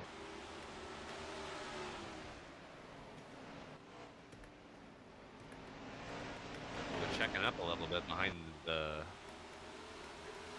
45? Yeah, it was the 45. Checked up a little bit, slowed the cars behind them. There's Robin Morales in the 6th position. Lexi Rockwood up in 4th. I mean, Project Horizon Racing has had just a stellar race. Sorry, Rockwood's in 3rd, excuse me. Oh, big slide by the 45, but they managed to catch it. Now they're on the outside lane. Yeah, that's the thing is you slide up. The way you run this track is you slide up into the outside lane, and then you get the grip coming off, and you pull that run off the corner. Like, watch the 78 here. That's what she does. You come in on middle, slide up high. It's kind of like Darlington in a way, where you enter in the middle and then you just slide up right to the wall for the rest of the corner. Morales trying to take 2nd from Buchanan. And the 26 will take it away. Here comes Freya von Lundquist. Yeah, and these cars that took tires here are showing that tires was the way to go. Krista Andresen in the 35. Haven't seen much of her all day. She was multiple laps down at one point. She's in 6th. That is very impressive for that 35. And I'm just now noticing the big old donut on the side of the 42 car. There's donuts Right in on every the- car. Passenger side door. You're gonna see Little- donuts in every car because you know like the Darlington stripe. You might want to with how many cars have run up high and run into the wall. You might want to call it the Irwindale stripe. The Irwindale donut. That's what it's gonna be called. Yeah. They're gonna have to open a donut shop right next to the start-finish line after this race. I mean, with how many times they've threatened to turn this into an industrial park, they might as well be doing that already. Yeah, good point. Yeah, good point. 65 is getting a bit of a lead, now up to a 1.5-second advantage over the rest of the pack now. It's been shifting quite a bit from this lead pack, but now the 35 trying to make a run for second, as like you said, they've been multiple laps down earlier in this race. They're trying to make a move for the lead, or not for the lead, for second. Yeah, very impressive run for Chris Andersen, the Danish driver, and then the other Danish driver right behind her, Freya von Lundqvist. Those two are actually teammates, so they're two Danish Do drivers. we see a Danish tandem? I mean, maybe. There's Jackie Kennedy Or- up in 5th. I think she also had that same kind of recovery from far back in the field. Potentially also a Danish 1-2 if they manage to get their way up to the front. Yeah, I mean, if they can catch that 65, but the 65, Latanya Gray has pulled away. She is 2 seconds out in front of these cars, and Those fresh tiles will do you justice, that's for sure. I think most of these cars, I think those cars that stayed out are the only ones that don't have fresh tires, and there was only about 5 cars, so most of these cars that have moved their way to the front, I believe do have these fresh tires. Russia, what do you got on the 16 of Hazelhart? Yep, we've been talking with the 116 crew here, just chatting with the driver on the radio. She's complaining quite a lot about the handling of the car on both entry and exit. She's really struggling for handling here. She says the car is too loose on entry and exit. She's just struggling to get the power down. Which might explain why she's starting to tumble down the grid a little bit. That'll be something to look into at probably the next pit stop for them. Back to you in the booth. All right, well, yeah, I mean, you need a car to handle here. And I mean, even to run the top lane, you still need the car to handle, like, quite a bit. Like, you watch the 35 and the 26, they are both battling right at the wall. I mean... Just about got turned by the 26 there. Look at both of them. They're both running the wall and trying to take the positions from each other. And they're catching the 65 while they're doing this, too. The 35 has now dropped the gap down to 1.5 seconds. Yeah, I think that 35 has a pretty solid shot of getting the lead, which would be a very impressive feat for that team. And further back in the field, the gap all the way back to the back of the top 10, about 6 seconds now. So they're still getting some drafts off of each other, try and pass for position. With all the lap cars in the mix as well, it's definitely going to be difficult for these drivers to pick up positions, especially here in the top 10. In the 11 of Takamoto Aya, who stayed out on that last cycle. She had gotten towards the front, but she stayed out on that last cycle and it dropped her back. We have 14 cars on the lead lap. The rest of the field is 2 laps down or more, which is why the 84 is currently in the pre-pass position, but she would only get to 1 down if the caution were to come out. Less than 100 laps to go left in this race, and still a lot more action, I believe, to be seen. Robin Morales, 3rd place. I have to commend Morales for how well she's run. Hey, watch the 42 of Von Lundqvist. Look at that. Look at the 42. I mean, the 26, Morales is trying to run the top. I think she's doing a solid job of it. The issue is that these cars that she's racing are just faster than her. Like the 42 and the 35 are just clearly faster than the 26 right now. Oh, trouble. I hear a caution or something. Car Someone was in either the hit the wall. I wall believe or- it was the 54 just rode the wall. Might have been. They do that here sometimes, so that's Yeah, not I believe ultra it. surprising. Casper Von Weber. Again, that 84 is again this 84 is multiple laps down right now.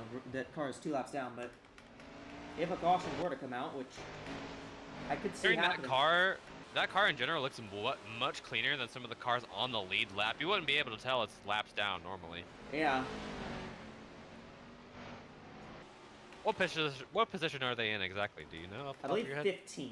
Yeah, 15th. 15th? Is where Yeah. the 84 Only is. probably about being multiple laps down and 15th is definitely a feat. You know, we still have 29 cars running, which is a lot more than I expected, because most of the test races I did, we only had about 20 cars running at the end. There's 29 running still, so, I mean, this race is, despite hasn't been a lot of attrition in this one. Not really. I mean, obviously, this is definitely a track that you're gonna be that's gonna be better for a driver who's, you know, trying to drive the car as opposed to Trying to wheel it around. Mechanical. Like, this is not a tough track mechanically, but still we've seen some mechanical issues in this one. Yeah, you gotta wheel it around like an ARCA car. Oh wow, the 65 way up towards the wall there, almost hits it. Hey, that's how you go fast around here. You gotta run Like right up here. Miami. You gotta run right up at the wall. That's the fastest way around, but the thing is, that's not the only way around. It is pretty much like Homestead, where, you know, it's basically a mini Homestead, I guess, where, you know, you got the wall lane is definitely the fastest lane, but you can make the bottom stick if you drive it well enough.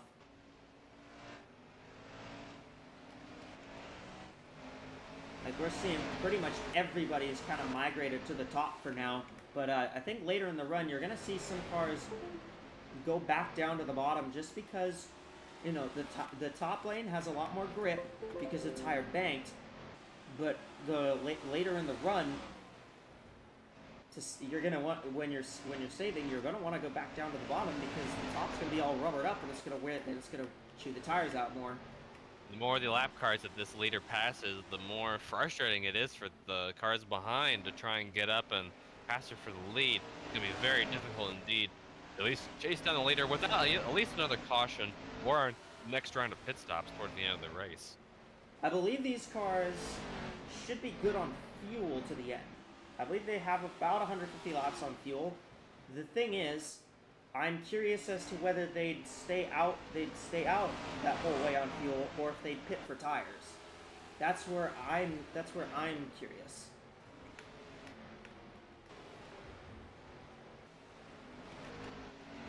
See, Oh wow! Take a look at what she did. Oh, she's almost doing it again. Excuse me. Yeah, I mean, sometimes you just get up in the wall and ride it like that. This is a very tough place to negotiate. I would really hate accidentally riding the wall right before the start finish line, still having that momentum from hitting it, and then hitting the opening in the wall right after that. That would probably really suck. Yeah, I mean, it's a good thing that the opening in the wall down the backstretch is it's an inward opening. The opening there is actually the alternate pit lane. That's the pit lane that they use for the ARCA races here. While I was being abducted by those aliens earlier, one of them was saying that they need someone to hit the turn 1 tires for, quote, funny purposes. I mean, I don't know what they meant by that. That's a very interesting note. I mean, we could see it if someone gets hooked in the wrong way, but with where they've kind of spun out so far, it's mostly been off of turn 2. I really doubt they'll be able to get hooked in that area anyway. I think probably the easiest place to get hooked on this track is coming to pit road, especially with how tight the pit road is compared to other tracks on the schedule. Like, I compared this pit road to probably like Dover, because Dover has an incredibly difficult pit road, and it also used to be very, very tight, but now it's a little bit more forgiving. But back when it used to be a lot tighter, it definitely feels like current Riverdale. I mean, yeah, and this track's pit road, I mean, I think I touched on this earlier in the broadcast, but this track's pit road is just it's a quarter-mile track that is already there in the infield. Like, they use it for Formula Drift. So that pit road is already very slick, and believe, it's very narrow as well because you take a good chunk of the track out of play because you need to have room for the pit stalls as well. And there's obviously no garage in the infield because this track is so tiny. So it would really have to stink to share pit stalls on a track like this. And also, I believe Rockingham Speedway also does the same thing with drifting on the infield track. Yeah, I know they do this at, I think they have that same setup at Orlando Speed World, I believe. Speed World, ESPN reference. Oh, the 16 brushing the wall 16 a little bit. just brushed the wall, yeah. Hazelhart's about to get lapped here. She's Definitely putting the actually about to pressure on go- the 65 to actually try and pass. Yeah, and same for Rockwood has actually already been lapped, and so has Liz Roberts. So yeah, these cars that stayed out, I think they were betting on a short run to try and get tires. They betted wrong because we've got a pretty long run here, at least in the looks of it. And the 45 is going to lap down, the 16 is going a lap down, the 11 is probably going to go a lap down here fairly soon. Wow. Funny that you mentioned betting wrong when the leader is literally a coin-based car. Yeah. Oh, the 11 did not play kind. Yeah. Another hit to the wall for the 16 as the 11 That could calmly be a moves out of the way. that could be a little bit of manufacturer orders, I guess. The 11's a Toyota, and the 35 and the 42 who are trying to chase down the Tony Gray are also both Toyotas. So And they're going to be caught up in this lap back as well. 3 lap cars right in front of them, all taking different lanes essentially. Oh, wow, almost gets squozed by the 45. 42, I think, is going to take second now. And yeah, negotiating these cars. These are the cars that were on the old tires, and they stayed out on the last caution, and they're much slower because their tires are about 30 laps older. Which, I mean, if you think about it, isn't that old, but also it is that old because, I mean, look at how slow they're going. Definitely making it very difficult for our lead lap cars. But the 42 just about to get ahead of the 16. And after that, they only have one more lap car for now. But that 65 is doing a fantastic job at lapping all these cars that are one lap down. You know, the 65 is doing a very good job just negotiating the traffic. She's got a couple other cars. They've just now breached the top 10 in terms of these lap cars. Now, the cars 59 in the top 10. the 59 is 10th, and now that car has gone a lap down. So, I mean, you're gotta seeing... hope a caution comes out so that they can get the free pass. But then again, free pass doesn't exist in this universe. No, it does. It does. Oh, it does? Nice. Yeah, it does. Just also, I wave around everybody who's like in a weird spot, and also because of the pit rules, basically the free pass kind of just happens kind of as part of that wave around structure as well. These pit rules are really only in place for this race, but if there's any other tracks that have a very similar kind of structure as to their pit road for whatever reason, then they will also be brought in for that as well.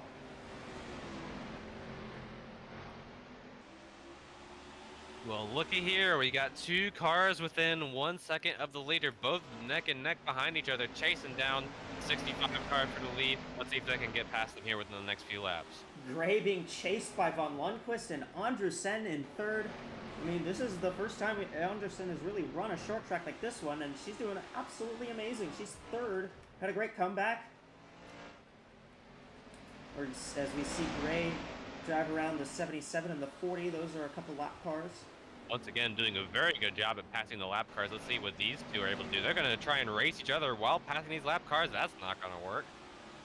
35 gets by for second, but the 42 is going to try to use the outside. I mean, let's find out, Gray. These two had caught that 65, and now they might lose all that time again because they're... Yeah, not anymore. They're battling each other, and they're behind these lappers. And those lappers are going to start going side by side in front of them. 35 might try and hit 3 wide, try and get past both of them at the same time. Look at the 42 trying to thread the middle right here. Oh, but can't get it done. Couldn't do it though. Yeah, I mean, you just lose grip in the middle. Lost all of that momentum there.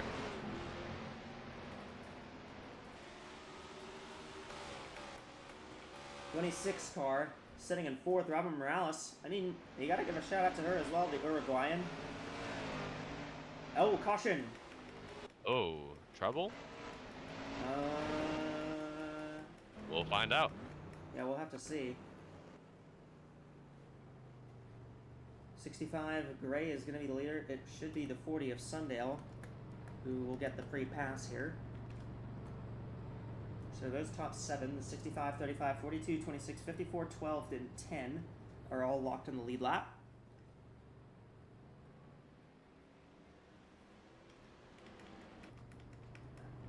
We've received reports that there's alien technology on the backstretch, and that was the cause for the caution. Not again. Oh god, I think we're getting the alien in-race reporter is about to call in. Unfortunately, I don't think I can translate that one. I think they said some very mean words there.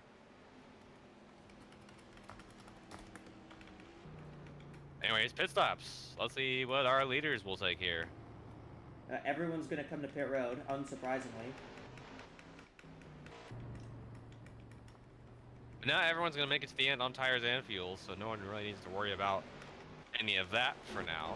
Yep, everyone. Yeah, it'll be good on. You'll be good on tires here.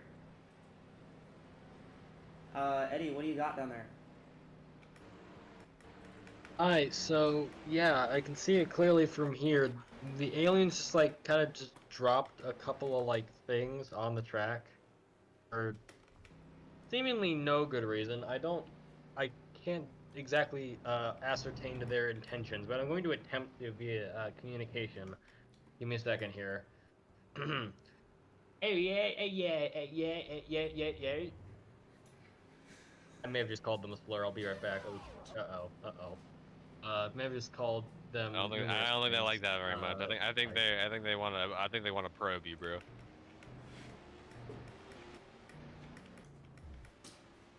All right. Well. Oh, what the hell's going on pit road?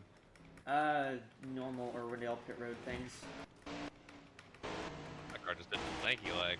Yeah, they do that. It's just because the corner pit stalls mess things up. Ripping in around the corners to try and catch up back to the pace car, but the 65 wins the race off pit road. It looks like the 54 is going to line up 3rd, then the 26, then the 10, then the 12, then the 35. And everyone else behind them is going to line up and gain all that time back, which is good for them.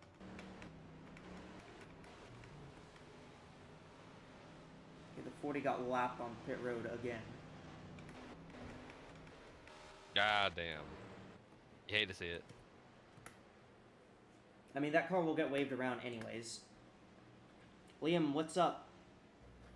Well, as my pit road colleague seems to be beamed up by those aliens who have been hovering over the track all night, it's been routine pit stops for everybody down here. You know, a lot of just tires, fuel, everyone sort of getting their cars ready for this last late run. Hopefully, this last late run at least, we could see some more cautions happening, but you know, still just around 50 laps left in this race. That's 1/6 of the race left to go. So everyone's still making sort of strategy calls based on that, based on the runs that we've had throughout this race, and yeah, expect to see sort of just cars moving back to the top, try and use those new tires. Alright, well, we've been told that they're going to go green in about 2 laps here. They're going to give them the 1 to go this time. So, LaTanya Gray out front, as we have 57 laps to go from Irwindale. And, I mean, the thing is, like, 57 laps sounds like a lot, but the lap times are about 17 seconds.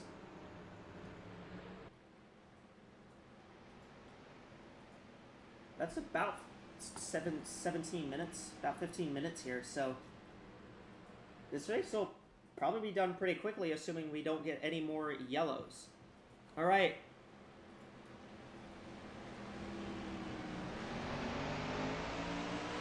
Green flag. Boogity. And here comes the 42 up the outside. Here comes the 26 of Morales. Yeah, I think we're going to see a pretty big battle for the lead here now that everyone's on the same tires. Here comes the 54 trying to look for the lead. 54, Brenna Davis trying to take that second spot from Von Lundquist. As Latina Grace holding them off for now, but for how long? Here comes Davis.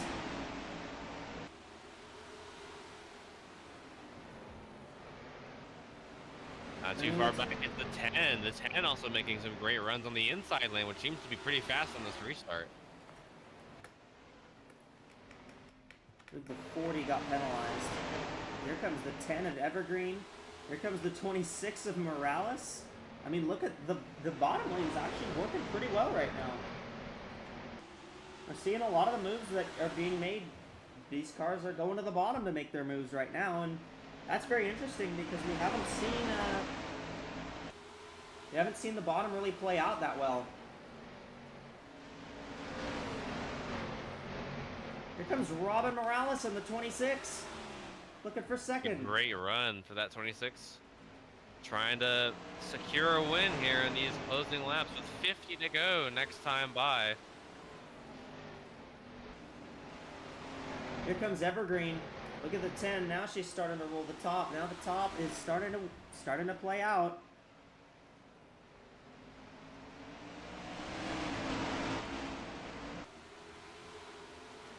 Morales fighting with Evergreen for second. Brenda Davis looking at this battle as well.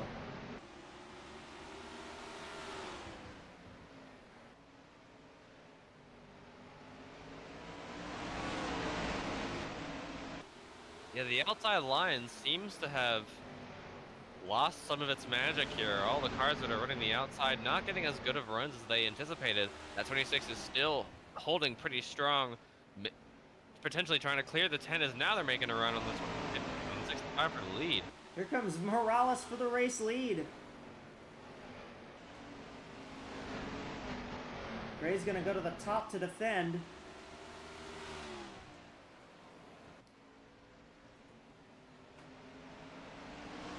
Because the tire wear I think as the tires wear out, I think that might be when we see the top kind of play back into favor. Oh wow, the 10 got really loose out of the corner. I believe it almost got turned by the 12. Yeah, the 10 was really all over the place. Morales has scored as the leader, but Gray is still fighting. Trying to make that outside skew work. Ooh, oh, the 12 someone got may have the just wall. Yeah, oh, they did it again. Right past the start finish line. That's a spot that is a little iffy. And Morales out front. I thought she was clear, but Gray's gonna try to make the outside stick again. Someone is riding the wall. Oh, maybe not. 54 and 35. Hit the wall.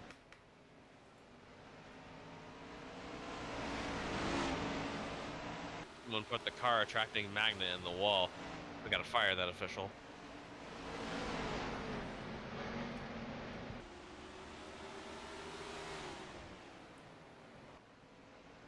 Here goes the 42 with around the inside trying to take away third.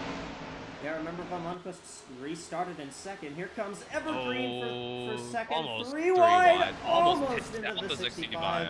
Holy cow. They're trying. They are really aggressive right now. Bubbled in the wall again on the outside lane for a second there. And they're just all over the place right now. 16 is now, actually 16 is a lap down, but they're trying to make their way back up to the front to try and get. The 16 is ninth actually right now. This car is a trying to lap get down. a lap back. Oh man, what a run from the 12 trying to break it in between the middle. Wow. This is some great racing right here. They are all over the place. They're getting aggressive. 65 is all the way up by the wall, and she got a big run. What a run Gray got. She's going to get outside of this 26. Oh, lap traffic incoming, though. They're going to catch the 62 of Schultz.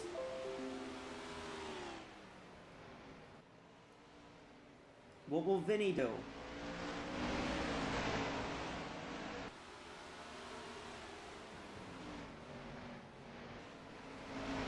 stays to the high side.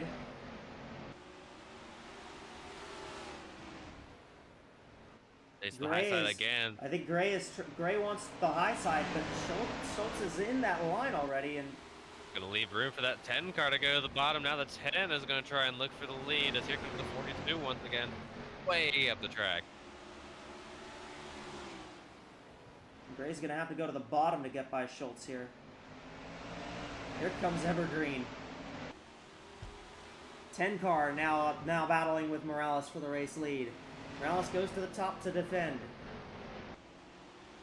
How long is this gonna stick?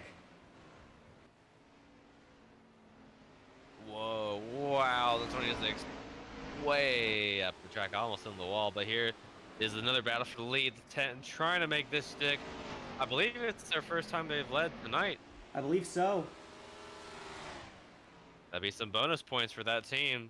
Pretty good going into the battle for the championship. And speaking of bonus points, the 66 still has the NordVPN fastest lap at the moment. Jet bracket. Oh, that 62 is really messing up a lot of these cars in the back. Yeah. In the back. And Evergreen gonna get the lead. Evergreen now clear of Morales. 7 for a second really struggled to get around the 62, but now they have cleared him. And here comes the 12 way down at the bottom. She's gonna make a run on the 16 to try and get past the lap car. Yeah, the No 12 avail, and though. the 12 and 16 are actually teammates. The 16 and 12 are both from that Gulf Racing stable. And now the 10 out with a bit of a gap, but not too much of a gap. The 26 gaining once again way up the track though. Yeah, the 26 I think that- is trying to use the high line to try and get to the 10 here. Trying to pull a Kyle Larson, trying to run way up on the top of the track, trying to make that work. I mean, it's working. Uh-huh. And right at about the same time there.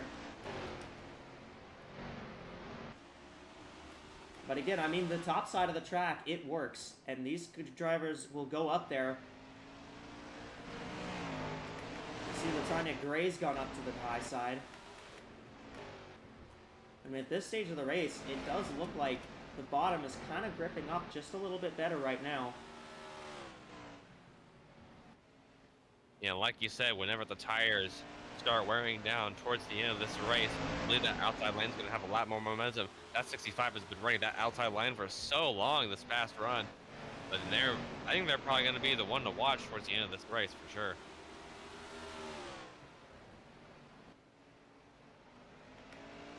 We'll have to wait and see. Yeah, we will.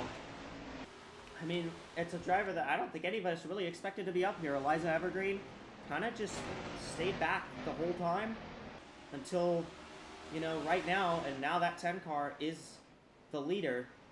But look at the 65 of Latanya Gray.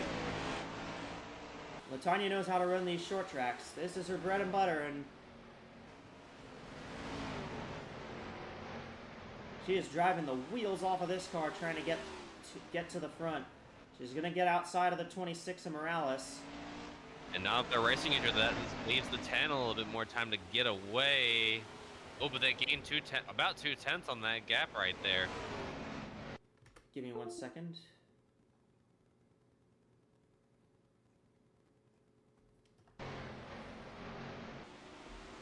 I had to pause real quick. Yeah, the aliens gave us a time paradox and the time froze for a second, but we're all good. We're all back here. Gray is still fighting with Morales. Morales goes up to the top to block. Oh, in the wall. Into the wall. Oh, Now the 65 is going to go to the bottom to try to get by Morales. still carrying a lot of momentum going into that corner. That might work out for them, though. Now the 26 is going to keep the position. And they did. It did work I think out. she gained time, too. Take a Yeah, look at she what did she gain did. time. This is going to be The last maybe a lead lap car three-car. in the pack. This is maybe going to be a three-car fight for the win here. Potentially, even if the rest of these cars are somehow able to catch back up to these leaders, about 7th place, only about 5 seconds back, which is pretty manageable with the amount of laps left in this race, but it depends on how much lap traffic there is. Gray had second at the line that time. He's really charging, really trying to use Riley trying to get everything she can here, but the 26 of Morales is fighting on the high side. And I mean, they're both catching the 10. If you look at the 10, that car has a pretty destroyed rear bumper. The 10 goes up to the high side now, trying to take the line away from the 26 here. Now would you look at this? Now the 10's trying something different here. She knows she's Trying to losing hold time. on. Hold on for a little bit longer. Try and get that car into victory lane, but can they do it? Ah, that's why. Got to get around the lap car, the 24.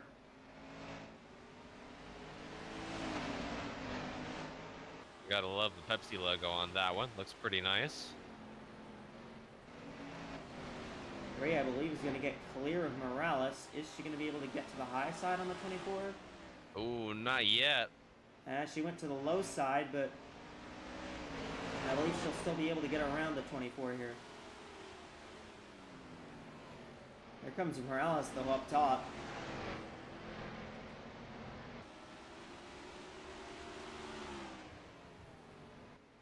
.6 car trying to find a way to get themselves back up to the front, but needs to pass one of the fastest cars we've had all night so far. Can she do it? Ray got held up by the lap car there. The 10 car now, Evergreen, is running the high side. She's she's running the high side permanently here. Looks like. A little bit more lap traffic ahead. Just the 77 for a while, and then it's all clear for that 10.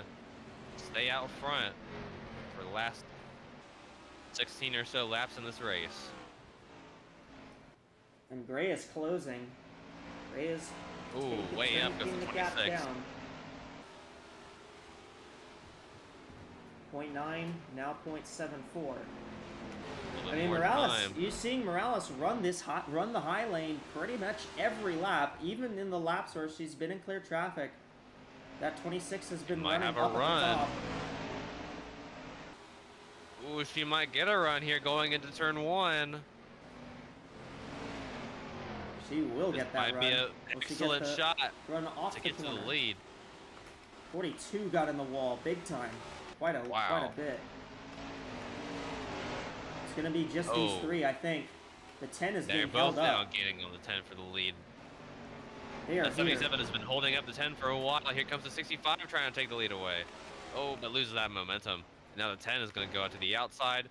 Potentially another roadblock for these to try and get to the lead. And life has its roadblocks.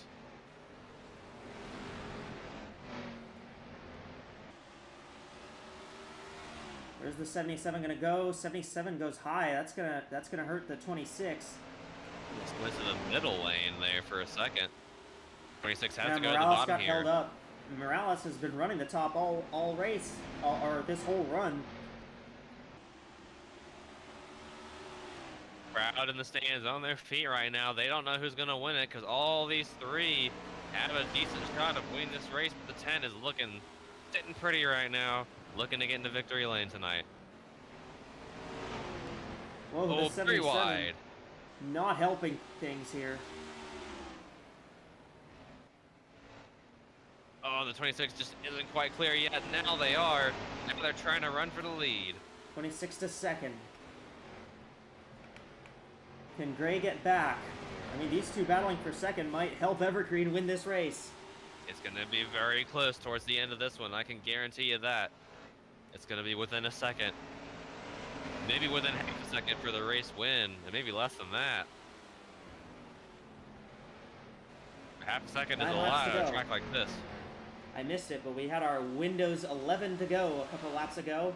And it's Evergreen out front, Morales in second, and Latanya Gray in third. And all of these three have a shot at the win here at Irwindale, as this one is going to come down to the wire. That Stetson 10 is flying away right now. Oh, the 26 almost. 26 got hurt by the 77 on her outside. Lack of the outside lane really seems to be hurting that 26's chance. They really need to get some decent runs going into these corners and to hope that something can happen to the 10 here. That lap car right in front. They're going to catch the 62 here. 10 already preemptively. Looks like they're slowing down just a little bit. With the 62 right in front, could be the same effect as what the 77 did, but that 26 needs to get a move on if they need to win this race. I think she's trying. She's trying to get around the 77. 77 is just getting enough momentum off the corners. But the 10 is getting held up here, and the 26 is closing. 5 laps to go. They're now clear, the 77. No, just about. Yeah, now they're Just clear. clear, but we'll see if that stays the case. 10 to the inside on the 62.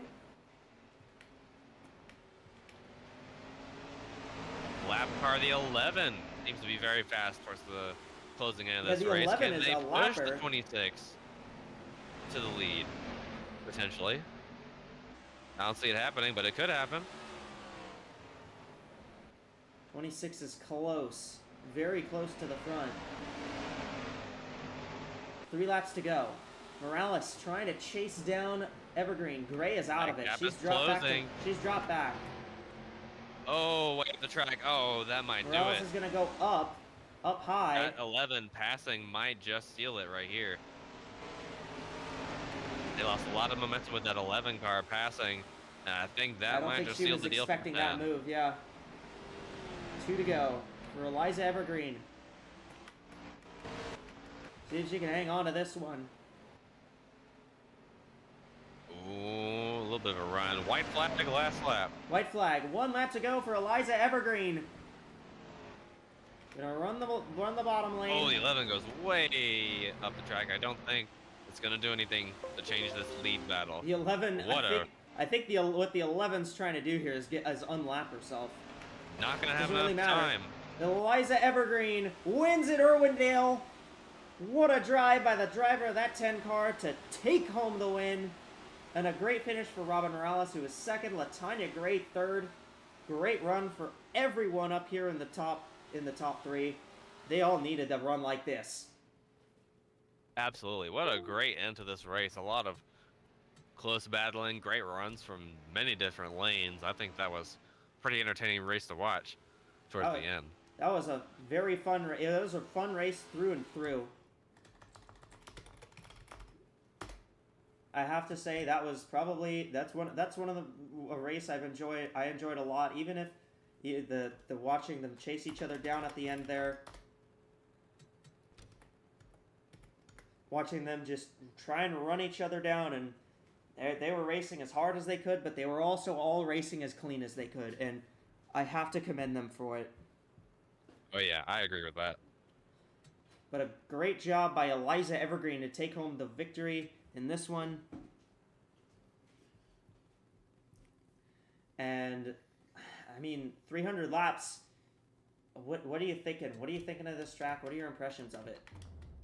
Well, ever since I got DQ'd in this race one time in an online race, I think this track is pretty fun. It can be really hectic. I like that you could run multiple lines, but I really think the drivers today did a very good job utilizing all the lines that were available to them in this race, and I think that's what makes the racing very fun. Absolutely, I have to agree, and it was a great race. We had great racing up front. We had great racing through the pack as well.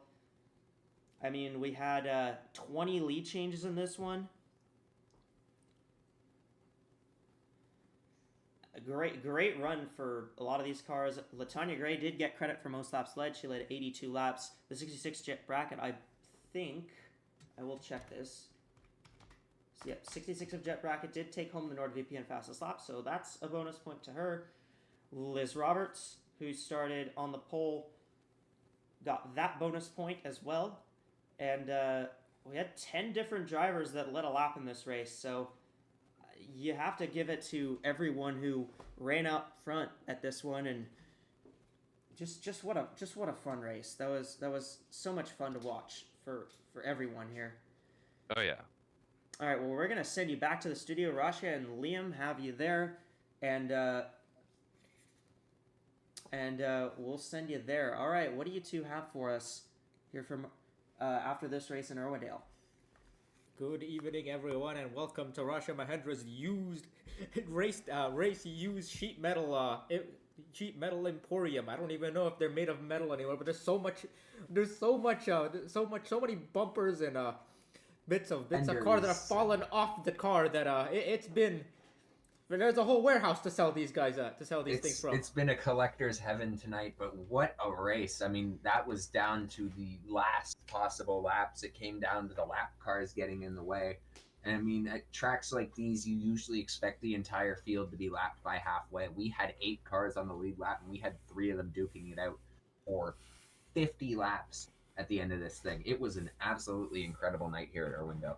Yeah, it took a while for that kind of long run short track race to come in where you kind of narrow the field down to about 10 or 5 even cars that are on the lead lap battling it racing it out for the win. But when by the end we kind of saw that with just the three runners at the front, the 10, 26, and 65. Great runs for all 3 of them.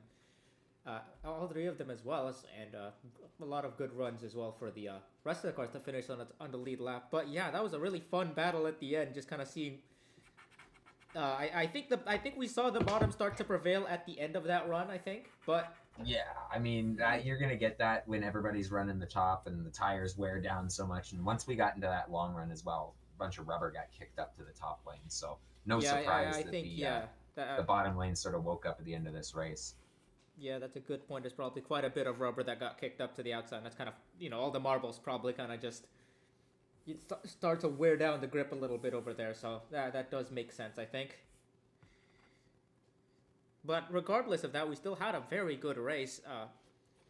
Just throughout as in general, and of course at the end for the win. But yeah, I think that was a really fun race overall, just in terms of racing, in terms of strategy, just in terms of everything. I think that was a very solid race, especially at a short track like Irwindale. I think. What do you think about that? No, I mean it's tough to get good racing at big fields like these at such small tracks like Mansfield and stuff like that. Just hard to really get good racing, even with sort of the situation that we had on pit road, which I know a lot of these short tracks suffer from. They made it work, and it was a great run from start to finish. All 300 laps were a great show. So yeah, I've got to give a hand out for the officiating crew for kind of handling all of that, especially at the beginning. We had a couple of cautions that kind of messed with the field around a bit, but everyone kind of figured out the protocols and just kind of were able to smooth things out for the later stages of the race, and well, we got a really good race out of it because of that. So yeah, that was quite fun to watch. What do you think about some of these cars? I think we didn't see that much of the 10 of Evergreen at the beginning of the race, but as that race kind of wore on, she kind of came into her own. Yeah, I mean that a lot of the cars that we saw succeeding late in this race looked pretty clean, all things considered. I mean, you saw the 26 in Morales pick up a few marks on the right side from getting into the wall in those final laps, but a lot of the cars that were at the front at the end of this race were the ones who stayed out of trouble both on and off pit lane, which is probably why you didn't see them at the front of the field earlier on. They sort of just managed their time, managed their strategy, and ended up with an advantageous position with 50 laps to go, and it was all guns blazing from there. Yeah, I think we can we can get some good lessons out of kind of race management at these kinds of short tracks, and which will be pretty important for these drivers. So we'll be visiting quite a few more of these types of tracks in the Continental schedule. I'm pretty sure. I don't think we're getting any too close to schedule, but we'll be getting races at tracks like Bristol and Saint Eustache, where it's you're gonna see this kind of racing. Pretty much kind of heavy, high contact. You're going to see a lot of tire strategy. Track position is going to play an important role for all of those racetracks. And yeah, I think when it comes to making sure that your car's in the best position that it can be, to try to take the win late in the race, I think that's a good lesson to be taken out of this, I think. I mean, another thing I was really impressed with was a lot of these young drivers who don't have a lot of short track experience. I mean, we've got drivers coming from all around the world. They all managed to make that high lane work, and that's something that takes an insane amount of skill. I mean, you'll see some of these professionals at these short tracks who have been running short tracks for years, and they'll still run the middle and the bottom. They were able to make absolutely ridiculous runs on the top lane, like they were running sprint cars on a dirt track. And honestly, like that is something I want to take away from this is that if this is a showing of how good that this Continental field is going to be at short tracks, we're in for an incredible season. Yeah, I was very impressed with the way these drivers were able to handle that because that kind of move was very much a high risk, high reward kind of thing.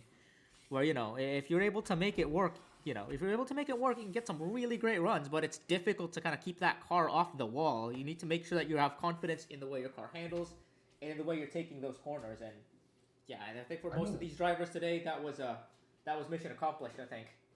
Even then, we saw cars that bounced off the wall and still gained about a tenth of a second. So it was really just a lot of throttle control, a lot of knowing when to launch your car out of the corner, and a lot of these ladies sorted it out pretty early, and it made for a great show. Yeah, I'd agree with you on that. Yeah, overall, just let's take a look at the rest of the finishing order here. Good runs for the 12, 35, 54. All cars finishing on the lead lap. All cars that I think are just are outside of the playoffs. I think. I know Anderson and Gray. Oh, Anderson and Gray were definitely out. I think the 54. Actually, I think the 54 might have been in. Oh no, the 54 is just outside. Another good recovery coming from the 16. I mentioned earlier how that car was struggling, fell back a lap, but managed to drag her way back up to the top of that pecking order and finished in the top 10. And, I mean, even the top 15, there were a lot of drivers who only finished one lap down, mostly just because of that interesting tire strategy with that second to last pit stop. Mm-hmm. That sort of forced a lot of drivers a lap down on pace, and they weren't able to get that back on that last pit cycle. Obviously, you see drivers 59 of Buchanan. Buchanan, yeah. She finished 13th with no front end. 45 was up front early, still managed to get a solid day out of this. The 12th place for that team. 78 as well, just a great day all around for Project Horizon Racing, almost a double top 10. We saw them do well at Las Vegas when they showed up there, but this has certainly been their best race so far this season, and as a team who has missed a bunch of races, they're definitely going to need more runs like that. Yeah, for a team that far down in points, this is definitely a positive result and definitely a good bearing of fortune, I think, for them. As it will be for a lot of drivers kind of in that zone. Same with the 11 of Takamoto Aya as well. She's right behind Gray and Anderson in the point standing. So, and then Abby Buchanan is right behind them. So that's certainly going to be a good what do you call it? A good haul of points for the team right there, I think. I think as well, sort of the results of this race start to show some of the championship favorites, at least some of the favorites this season. Looking at the variety of tracks that we've run, and the drivers who have been up front in all of them. One of them I'd like to point out, 42 for Avon Lundqvist. At least all the times I've been in the pit lane or in the booth, that car has been near the front pretty much every week. So that, I mean, if we're looking at cars to watch this early on in the season as someone you'd want to keep an eye on until the end, I'm keeping an eye on that 42 car. Yeah, and I think when it comes to Freya, I think her consistency is kind of her thing. She's not known for winning too often. She will win races from time to time, but I think her thing is just grinding out great top 10s and top 5s out of any kind of result, I think. Yeah, As you've seen in other series. Consistency wins championships, and you don't need to win every race to win a title. You just got to be up there in points, and that 42, Avon Lundqvist, she's really good at just being in the right position at the right time. So no surprise that she's doing well this season. Yeah, I do wonder when it comes to winners if we are going to kind of to see a lot of a diverse set of winners, because when it comes to the playoffs, we know that basically any driver with a win plus the points leader are guaranteed playoff positions. I wonder if we are going to get a very large playoff grid because of that. because we do have quite a few races. Before we get to the Also- before we get to the playoffs, it's 30 races before. You know, I mean, regular season is 30 races long, I should say. yeah. I mean, looking at that, potential scenario as well, we've got drivers who were up here today at the front of this field who would absolutely destroy a playoff bracket if they were to win a race. The 26 being one of them. That car, I believe, sub 40th in points, would have won a race. Would have been an interesting situation there had she won today. The 10 obviously showing up a bit more consistently in terms of Yeah, Evergreen is terms at of- least in the playoffs right now. race appearances. So, we've got right now we've had drivers sort of expected to be at the front who have been winning races. But if a not to make a Ford pun here, but if a dark horse does win the race, could be an interesting situation come playoff time. Yeah, I think that's definitely going to be something that we'll have to keep an eye out on as the season progresses. Just that, with regard to the playoff format and with how close the drivers are, I think, in terms of race winners, it's quite important to note that 4 of the top 5 don't have race wins. As we're getting the signal now that Echo is ready to take back the broadcast here for our closing words. Go ahead. Yeah, and I really enjoyed that. It was a very good race, very fun to watch. Just to commentate and talk about, and just everything about that race was just so much fun. And I can't praise the drivers enough for being safe, but I can't praise the track enough for being able to set up something like this, and they made this one run really fun. And I think that's the best part about this, is that this track runs great, and these drivers had a great time running it. For the AWSCO Continental Series, we'll be back next week at Pikes Peak International Raceway. That's another West Coast track that's kind of seen better days, but AWSCO is coming there hoping to give it those better days back. And the Cup Series will be at Willow Springs this Monday, and Caleb will be joining me for that one. So that'll be a 100-lap race from Willow Springs, a long one. That track has also quite a bit of tire wear, so the tire strategy is going to be very important there as well. On behalf of TPC, Eddie, Liam, and Rasha, who've all joined me in this one, I'm Echo. Thank you all for watching. We'll see you next time.